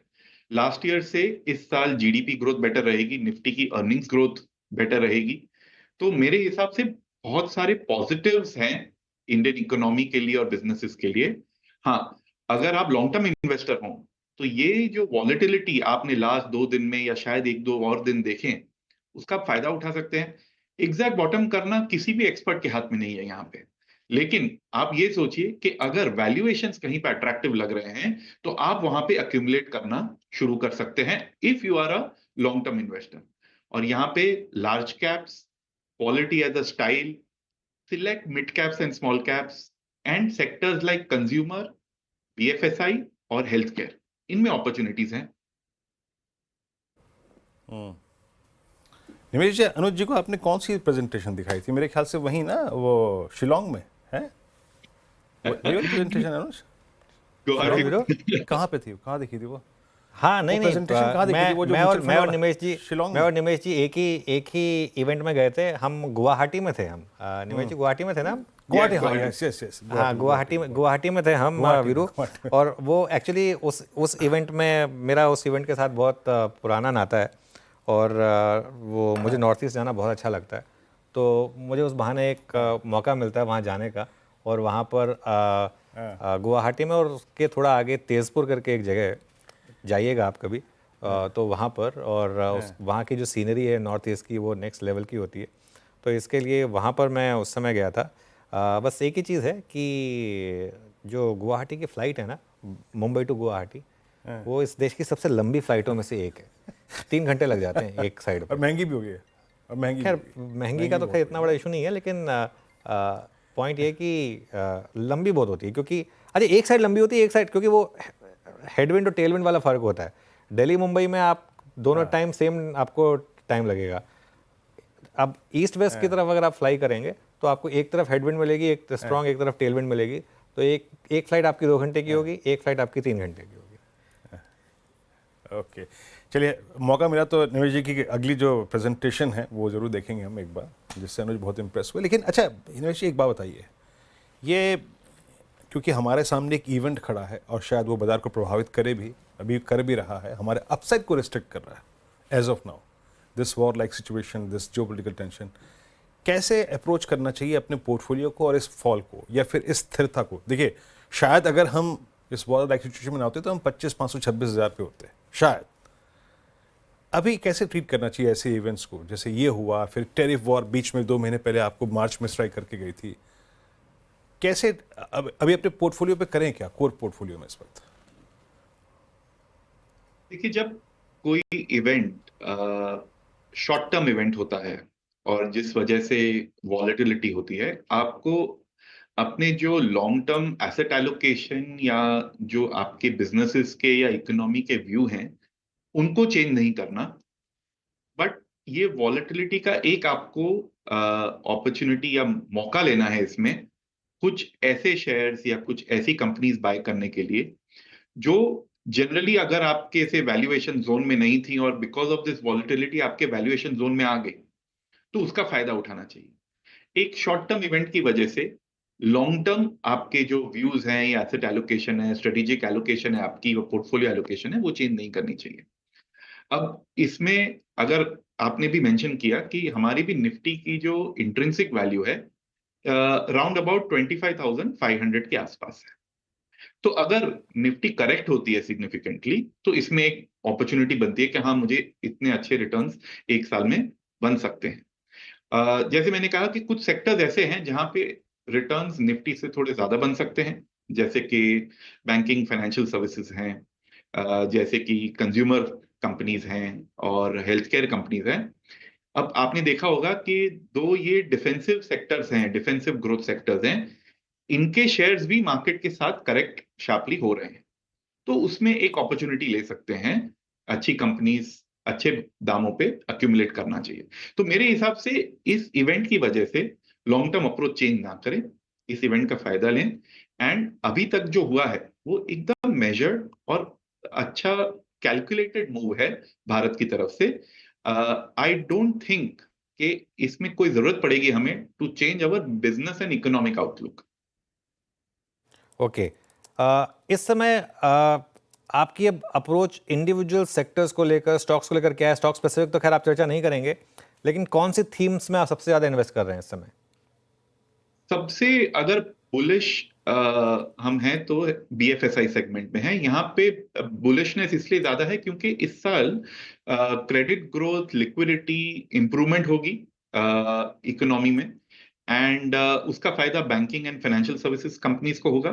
फाइनेंशियल सर्विसेज कंपनीज को इंटरेस्ट रेट नीचे जा रहे हैं बाजार में, उसका भी फायदा होगा। और ये जो होल सेक्टर है ये थोड़ा सा अंडर परफॉर्मर रहा है लास्ट ईयर, और इसमें वैल्यूएशंस काफी कंपनीज के 10 ईयर एवरेज पे या उससे कम है। तो वहां पे एक अपॉर्चुनिटी बनती है ज्यादा, जहां पे आपको ग्रोथ और री रेटिंग भी मिल सकती है। अदर सेक्टर जो 2-3 साल से अंडर परफॉर्मर रहा है, ये मैं थोड़े लॉन्गर टर्म में बुलिश हूँ, वो है कंज्यूमर सेक्टर। और कंज्यूमर सेक्टर में मैं डेली ग्रोसरीज, फूड डिलीवरी से लेके रियल एस्टेट तक बुलिश हूँ। बट उसमें समय लगेगा क्योंकि ट्रिगर्स काफी हैं, बट ये सेक्टर ऐसा नहीं है जो तेजी से टर्न अराउंड मारे। आपको हर क्वार्टर पॉजिटिव न्यूज या ग्रीन शूट्स इसमें यहां से दिखना शुरू करेंगे। और हेल्थ केयर एक सेक्टर है जहां पे जो इकोनॉमिक साइकिल से जुड़ा नहीं है, यहाँ पे बॉटम अप बेसिस पे, जैसे कि contract research and manufacturing company जो हम CDMO कहते हैं, कस्टम ड्रग डेवलपमेंट कंपनीज, उनमें अपॉर्चुनिटी है कि because of biosecure act, because China+1 strategy जो एक्चुअली ट्रम्प ने आके उसे, प्रेसिडेंट ट्रम्प ने उसको एक्चुअली एक्सेलरेट कर दिया है, इंक्वायरीज एंड एवरीथिंग बढ़ गई है इंडियन कंपनीज के पास। तो मेरे हिसाब से वो सेगमेंट, सब सेगमेंट जो है हेल्थ केयर का, वो ज्यादा पॉजिटिव लग रहा है। अच्छा निमेश जी, ये सबसे बड़ा जो अप्रैल में प्राइस डैमेज मार्च में हुआ because of that I think tariff war, जब शुरुआती स्टेटमेंट्स तो उनके इतने वाइल्ड थे कि पूछे मत। अब उनकी टोन थोड़ी बदल गई है, अब वो सारी डस्ट सेटल हो रही है। हालांकि US में अभी तक रेट कट नहीं हो रहे हैं, आपने फेड के निर्णय को देखा ही। IT पर आपने अब एक क्या कॉल लिया है? तो पहले तो मैं ये कहना चाहूंगा कि जब ट्रेड वॉर्स या टैरिफ वॉर्स होते हैं तो इट्स अ रिलेटिव गेम। अगर आप पे कुछ पर्टिकुलर टैरिफ लगाया गया है, पर आपके जो कंपटीशन वाली कंट्रीज हैं उन पे ज्यादा टैरिफ लगाया गया है, तो आप फायदेमंद हैं, आपको एक्चुअली अपॉर्चुनिटी मिलती है इसमें। अब जो पहले टैरिफ्स अनाउंस हुए, रेसिप्रोकल टैरिफ्स, वो आप समझ लीजिए कि वर्स्ट केस सिनेरियो था। उसके बाद नेगोशिएट करके things will be better. From यहाँ से जो एक्चुअल टैरिफ्स होंगे वो कम ही होंगे। हाँ, कुछ नेगोशिएशंस होंगी, कुछ हमें टैरिफ कम करने पड़ेंगे, कुछ वो टैरिफ कम करेंगे, बट ओवरऑल ऐसा लग रहा है कि सिनेरियो इंडिया के लिए तो बेटर ही होगा, इतना ज्यादा नुकसान नहीं है, फायदा होने के चांसेस हैं। तो अब इसमें सेक्टर वाइज अगर देखें तो एक IT सेक्टर जो है वो US इकोनॉमी या US कॉर्पोरेट से काफी जुड़ा हुआ है। अगर US में रिसेशन आती है, बिकॉज अगर ये जो टैरिफ वॉर चल रहा है वो लंबे समय तक चला, इंडिया के साथ उन्होंने नेगोशिएट कर लिया, बट बाकी कंट्रीज के साथ अगर जल्दी से नेगोशिएशन नहीं हुए तो इसका US इकोनॉमी पे इम्पैक्ट पड़ेगा, US कंज्यूमर पे इम्पैक्ट पड़ेगा। तो IT सेक्टर जो है उसको थोड़ा इम्पैक्ट हो सकता है अगर US रिसेशनरी ट्रेंड्स दिखा रहा है तो हम IT सेक्टर में थोड़े से कॉशियस हैं, थोड़े से अंडरवेट हैं। अदर एक्सपोर्ट सेक्टर्स में बेस्ड ऑन उनकी कौन सी मार्केट है, कौन से प्रोडक्ट्स भेज रहे हैं, प्राइसिंग पावर क्या है, उस हिसाब से हम चल रहे हैं। एज अ हाउस व्यू हमें ऐसा लगता है कि जो फार्मा स्टॉक्स में जो डी रेटिंग हुई है बिकॉज ऑफ टैरिफ, वो शायद जस्टिफाइड इतनी नहीं है, क्योंकि इंडिया जो है वो low cost medicine, generic medicine US को सप्लाई कर रहा है, एंड काफी कॉस्ट इफेक्टिव वे में सप्लाई कर रहे हैं हम। तो मेरे हिसाब से ये टैरिफ के डर से जो काफी फार्मा स्टॉक्स करेक्ट हुए हैं वो शायद अनजस्टिफाइड है, वो थोड़ा सा ओवर रिएक्शन हो गया है आउट ऑफ फियर। ओके, अच्छा निमेश जी, एक प्रश्न और पूछूंगा जो कि हालिया नतीजों का क्रम था, उसमें टायर स्पेस, सीएट की मैनेजमेंट की commentary, numbers, double digit growth का कन्विक्शन, और वो कैसा लगा आपको? ऑटो में एक ब्रांच जो कि आपको सबसे स्ट्रांग लग रही है, two wheeler, passenger vehicle segment, commercial vehicle segment, या फिर टायर स्पेस, सबसे ज़्यादा कन्विक्शन किस पर है आपका? तो ओवरऑल ऑटोमोबाइल सेक्टर जो है उसमें हमारा व्यू न्यूट्रल है। हम शायद बॉटम अप बेसिस पे कुछ कंपनीज पिकअप करें। ओवरऑल हम ज्यादा बुलिश नहीं है इस सेगमेंट पे। Auto ancillary companies and specially tyre companies पे व्यू पॉजिटिव है। यहाँ पे हम ये भी वॉच रख रहे हैं कि जो टैरिफ कम हो रहे हैं ऑन इंपोर्टेड कार्स, उनका क्या इम्पैक्ट हो सकता है। कौन सी कंपनीज जो हैं इंटरनेशनली जो यहाँ पे आएंगी और अपने अभी कम ड्यूटी पे और कम प्राइसिंग पे अपने कार के मॉडल्स यहाँ पे बेचेंगे। तो पैसेंजर व्हीकल्स पे हम थोड़ा कॉशियस व्यू लेके हैं। वी आर वेटिंग कि ये टैरिफ की एक बार क्लैरिटी आ जाए और सिचुएशन क्या होती है उस हिसाब से रिएक्ट करेंगे। बट जो एंसिलरी कंपनीज हैं एंड स्पेशली टायर सेक्टर पे हम बुलिश हैं। ओके, चलिए बहुत बहुत शुक्रिया आज हमारे साथ जुड़ने के लिए हिमेश जी, और इन सब टॉपिक्स पर बात करने के लिए। मार्केट में थोड़ी रिकवरी आई वीरू, और अब हम 24,300 पर आ गए, तो थोड़ी रिकवरी है। हालांकि मिड कैप में अभी भी सेलिंग प्रेशर है। हाँ, मिड कैप में सेलिंग प्रेशर है, और बैंक निफ्टी आज के इंट्राडे हाई से अगर आप देखें तो करीब 400 अंक नीचे। अनुज, क्योंकि आज जो स्थिति है, कुछ देर पहले हम बात कर रहे थे ना कि ये अब एस्केलेट हो चुका है। आपने हमारे ठिकानों पे फाइनली अगर आप देखें स्ट्राइक करने की कोशिश करी, हमने भी अगर आप देखें कोशिश करी। इसका सिंपली मीन क्या है और क्या निफ्टी और निफ्टी बैंक पे करें अब? देखिए वीरू, पहली बात तो ये कि इंडिया विक्स एक थोड़ा सा एक अनकंफर्टेबल पोजीशन क्रिएट कर रहा है, इसमें कोई डाउट नहीं है। आप देखिए 10% इंडिया विक्स ऊपर है इस समय, और अब मार्केट में अगर आप लॉन्ग पोजीशन कैरी कर रहे हैं, अगर, तो आप कैरी करें without a doubt with put position as hedge. Put ज़रूर लेकर जाएं, और आज थर्सडे हो गया तो अगले हफ्ते की पुट ले लें, कोई टेंशन नहीं है उसमें। 24,200 के ऊपर जब तक आप हैं तब तक आपका ट्रेंड पॉजिटिव है, तो कल पता चल जाएगा। देखिए, अगर आप बहुत बड़े गैप डाउन के साथ खुले तो पुट आपको बचा लेगा, और काफ़ी हद तक, पूरी तरीके से तो नहीं बचाएगा, हेज का मतलब ये होता है। और अगर 24,200 के नीचे अगर जाने लगे तो फिर वो मार्केट का सिग्नल होगा कि बाहर निकलिए उस पोजीशन से, क्या दिक्कत है। लेकिन जो भी है, ये एक चीज़ तो मान लीजिए कि ये अब एक, मेरे ख्याल से कारगिल के बाद की अब तक की सबसे बड़ी कॉन्फ्लिक्ट के रूप में उभरने वाला है। इसमें किसी को कोई डाउट नहीं होना चाहिए।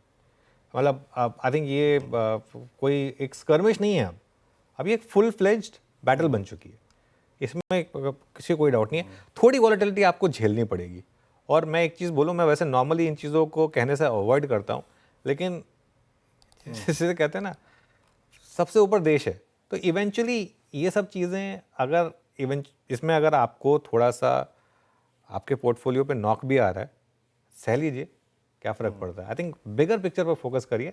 हाँ, लेकिन अगर आप एक प्योर ट्रेडर की तरह बात कर रहे हैं, तो आप अपने आप को हेज जरूर करिए, क्योंकि बड़े गैप डाउन्स वगैरह जो है ना, वो कई बार आपको काफ़ी हद तक मार्केट से बाहर कर सकते हैं, तो उससे आप बचे रहना चाहते हैं, और अगर आप लॉन्ग रहना चाहते हैं तो।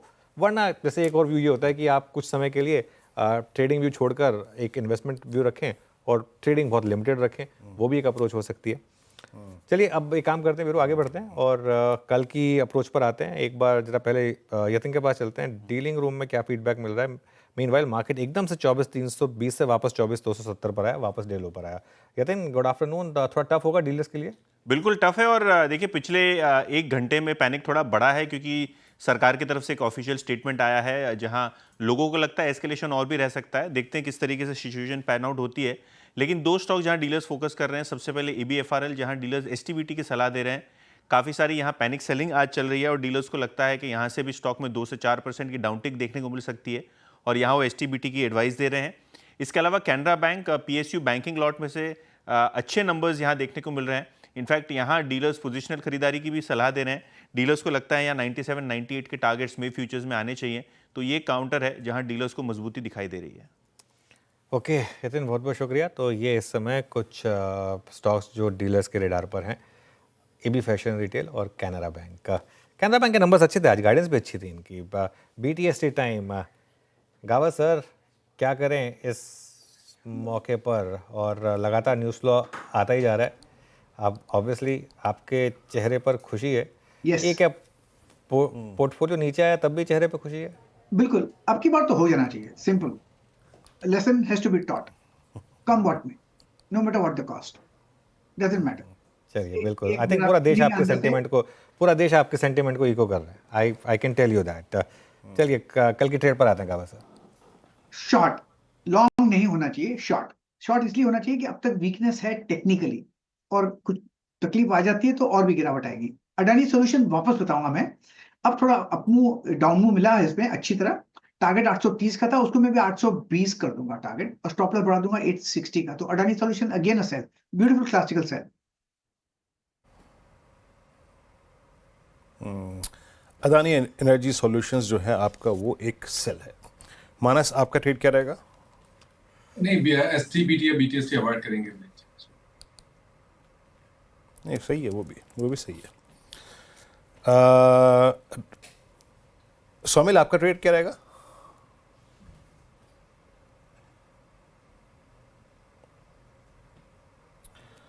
सोमिल जी, आपने म्यूट बटन का सब्सक्रिप्शन पे किया है क्या? आज बड़ा दबा रहे आज म्यूट बटन आप है। यहाँ पे बहुत सारी बातें भी चल रही है, तो मैंने सोचा कि आप लोगों को डिस्टर्ब ना हो जाए। हाँ नहीं ठीक है। Alright. हाँ ट्रेड आपका? मेरा सेल साइड ट्रेड होगा ओबेरॉय रियलिटी, और ये 20 और 40 डेली मूविंग एवरेज से रेजिस्टेंस लेके lower top lower bottom formation बनना शुरू हो गया है। यहाँ पर स्टॉप लॉस रखेंगे 1600 और टारगेट होगा 1460। ओके चलिए, आज राजेश जी ने अपना म्यूट बटन सोमिल जी को ट्रांसफर कर दिया है। राजेश जी आपकी ट्रेड क्या रहेगी? अनुज जी देखिए, मेरे भी सेल साइड की ट्रेड रहेगी। कंटेनर कॉन्कोर, मुझे लगता है यहाँ पे क्लियर सेल सिग्नल मिल रहा है, तो 670 का स्टॉप लॉस रखे, और 620 और 600 ये दो टारगेट होंगे। So it's a sell in container corp. Okay, container corp में आपका सेल बटन आ चुका है। अब चलते हैं अमित जी के पास। अमित जी आप क्या पिक कर रहे हैं? जी वीरेन जी, मेरा शॉर्ट साइड पे रहेगा डीएलएफ के मे के फ्यूचर्स को सेल करना है। लगभग 654 का प्राइस है फ्यूचर्स में। यहाँ पे वापस एक रेजिस्टेंस जोन से स्टॉक वापस एक ब्रेकडाउन दे रहा है, तो इसे शॉर्ट करें। स्टॉप लॉस रहेगा 665 का, और टारगेट्स रहेंगे 630 के, 630। ओके चलिए, सबकी कॉल हो गई। निफ्टी 24,246 पर आ गया। हालांकि ध्यान रखिएगा, अभी भी अगर ऑप्शंस के हिसाब से देखेंगे तो आप मेरे ख्याल से एडजस्टेड क्लोज 24,285 के करीब आनी चाहिए। हाँ 24,290 285 में वो ऑप्शन डेटा के हिसाब से लगा रहा था, 290 के करीब रहेगी। लेकिन पिछले कुछ मिनटों में वापस मार्केट गिरा है। एक बार जरा लेकर आइए निफ्टी का इंटरडे चार्ट। और फिर वो एक ऐड था ना, दाग अच्छे हैं, तो ये वाला लाल रंग अच्छा है, कोई दिक्कत नहीं है, थोड़ा सा झेल लेंगे। हाँ मैं भी वही राय रखता हूँ अनुज। ठीक है, ये दाग क्या है? उस वक्त देश पे थोपा गया था युद्ध, तो लड़ा जा रहा है, उसका माकूल जवाब दिया जा रहा है। बस छुट्टी बाजार तो मेरे ख्याल से हाल में हम 21 देख के आए थे, तो भी क्या हुआ था, ठीक है कोई बात नहीं। अब ब्रेथ लेके आइए एक बार। यस, निफ्टी रिएक्ट कर रहा है टुवर्ड्स डे लो, और थोड़ा सा रिस्क को सेंस कर रहे हैं मार्केट। और मेरी स्क्रीन जो है वो यही कह रही है कि देखिए बाजार में कोई ऐसा कोलैप्स तो नहीं है, बट बाजार ने अपने रिस्क को रिड्यूस किया है। That's good. लॉन्ग अनवाइंडिंग की फिगर आपकी स्क्रीन पे क्या है, ये कंप्लीटली सजेस्ट करती है कि बाजार ने अपने प्रॉफिट्स को कैश में कन्वर्ट किया। 113 97 शॉर्ट, और लॉन्ग 8, यानी लॉन्ग का भाव क्यों लॉन्ग करेगा भाई? नहीं करेगा इस बाजार में, थोड़ा सा अपने रिस्क को रिड्यूस कर रहा है। सिंपली इन डिजिट्स का मतलब ये है, पैनिक करने की जरूरत नहीं है। बाकी आइए स्टॉक्स को देखते हैं। कैनरा बैंक पोस्ट अर्निंग्स को फोर्ज मिड कैप आईटी में LTI Mindtree, HCL technologies, Kotak Mahindra bank आज सुबह से फर्स्ट बैंकिंग स्टॉक जो कि बहुत स्ट्रॉन्ग इंप्रेशन जनरेट कर रहा था वो ये था। और शॉर्ट कवरिंग थी ब्रिटानिया में, कोल इंडिया में, एचएल में। हालांकि अंतिम दौर तक आते आते वो थोड़ा सा फ्लैट हो गया। और उसके बाद शॉर्ट बिल्डअप था टोरेंट पावर में, जुबिलेंट फूड्स, यूपीएल कवर ऐसी थी, इम्पैक्ट पड़ा दीपक नाइट्राइट, इसके साथ ड्रैग हुआ लॉरस लैब करीब 4.5% नीचे। और जहां तक लॉन्ग अनवाइंडिंग का सवाल है, उसपाइन ऑफ स्विन, पेटीएम सिविल्स और गुजर प्रॉपर्टीज। आरईसी मार्केट से डे लो 24,236। और इंडिया विक्स लाइए डॉक्टर साहब, तो मार्केट थोड़ा सा क्या कर रहा है, अपने रिस्क को मैनेज कर रहा है। इंडिया विक्स थोड़ा सा बाजार में वॉलेटिलिटी बढ़ सकती है, आपको अपने रिस्क को मैनेज करने के लिए थोड़ा सा एक्स्ट्रा प्रीमियम देना पड़ रहा है। And now it's 21.56 21.56। एक बार लेके आता हूँ जरा इंडिया विक्स, मैं अपने चार्ट पे देखूँ, क्योंकि ये एक ब्रेकआउट है बड़ा। इंडिया विक्स के चार्ट्स पे ये एक ब्रेकआउट है बड़ा, मेरे ख्याल से। मेरा चार्ट नहीं खुला। वीरू एक सेकेंड, इससे पहले एक चीज़ कहना चाह रहा था वीरू, हम कल के लो के नीचे हैं, अब हम कल के लो के नीचे हैं, 24,220 के नीचे हैं अब हम। और आई थिंक कल का लो 24,220 था, आज का लो 24,212, अब हम उसके नीचे हैं। हालांकि क्लोजिंग उसके ऊपर आएगी क्योंकि एडजस्टेड क्लोजिंग है तो वो ऊपर आएगी, लेकिन आज हम उसके नीचे हैं। सॉरी, अब आप इंडिया विक्स की बात कर रहे थे। हाँ अनुज, और हम आज 10 डे के नीचे जा रहे हैं अनुज, यानी 11 अप्रैल के बाद फर्स्ट टाइम निफ्टी 10 डे के नीचे जा रहा है। हालांकि ये बहुत शॉर्ट टर्म एवरेज है लेकिन जा रहा है। और मैं अभी सेंस मेरा चार्ट नहीं अपडेट हो रहा है लेकिन इंडिया विक्स का, लेकिन बहुत दिनों बाद, क्योंकि मेरे को याद है जब उस दिन हम क्रैक हुए थे तो शायद हम 2080 2090 की ट्रैजेक्टरी में गए थे।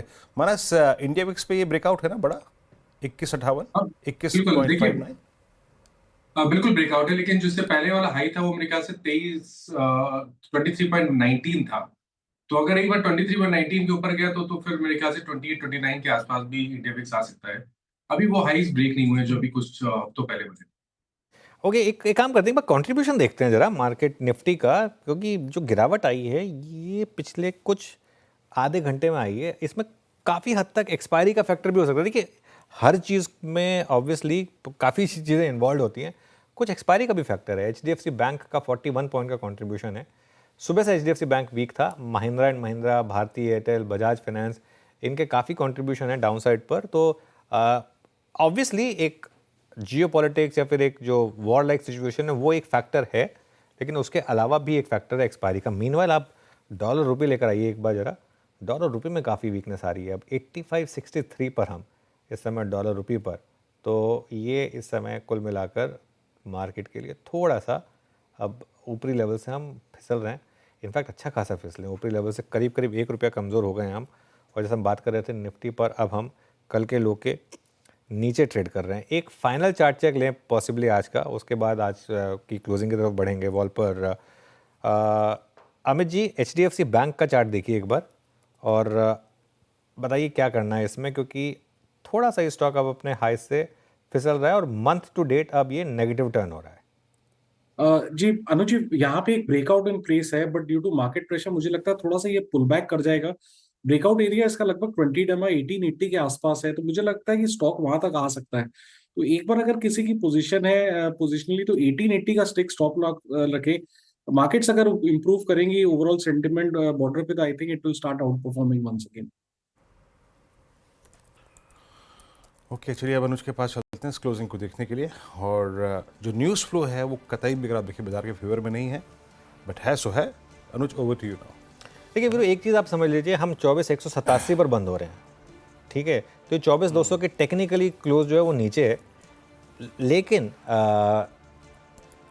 अगर आप एडजस्टेड क्लोज देखेंगे वो 24,275 पर आएगा।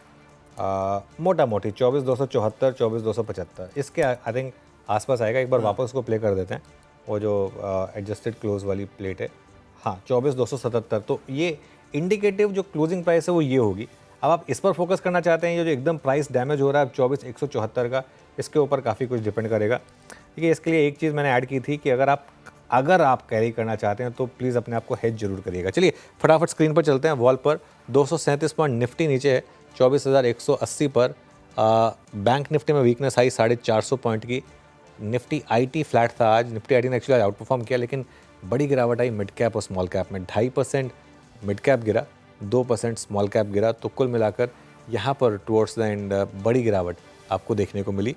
एडवांस डिक्लाइन इसीलिए ऑलमोस्ट 1:3 का रहा। कल के मुकाबले पिक्चर आज उल्टी हो गई एक तरीके से, अगर आप देखें इंट्राडे में तो 3:1 से 1:3 पर चलेगा। चलिए सेक्टोरल हिट मैप लेकर आइए एक बार जरा, वो देख लेते हैं कैसा रहा। सारे के सारे सेक्टर्स रेड में थे। रियल एस्टेट ने लीड किया, उसको सबसे ज़्यादा हाई बीटा वही है 3.5%। नंबर 2 पे हाई बीटा मेटल्स का है, तो वो करीब 2.5% नीचे था। PSU बैंक 2.25% नीचे थे। ऑटो 2.5% नीचे था। PSU index 1.7%। Oil and gas 2%।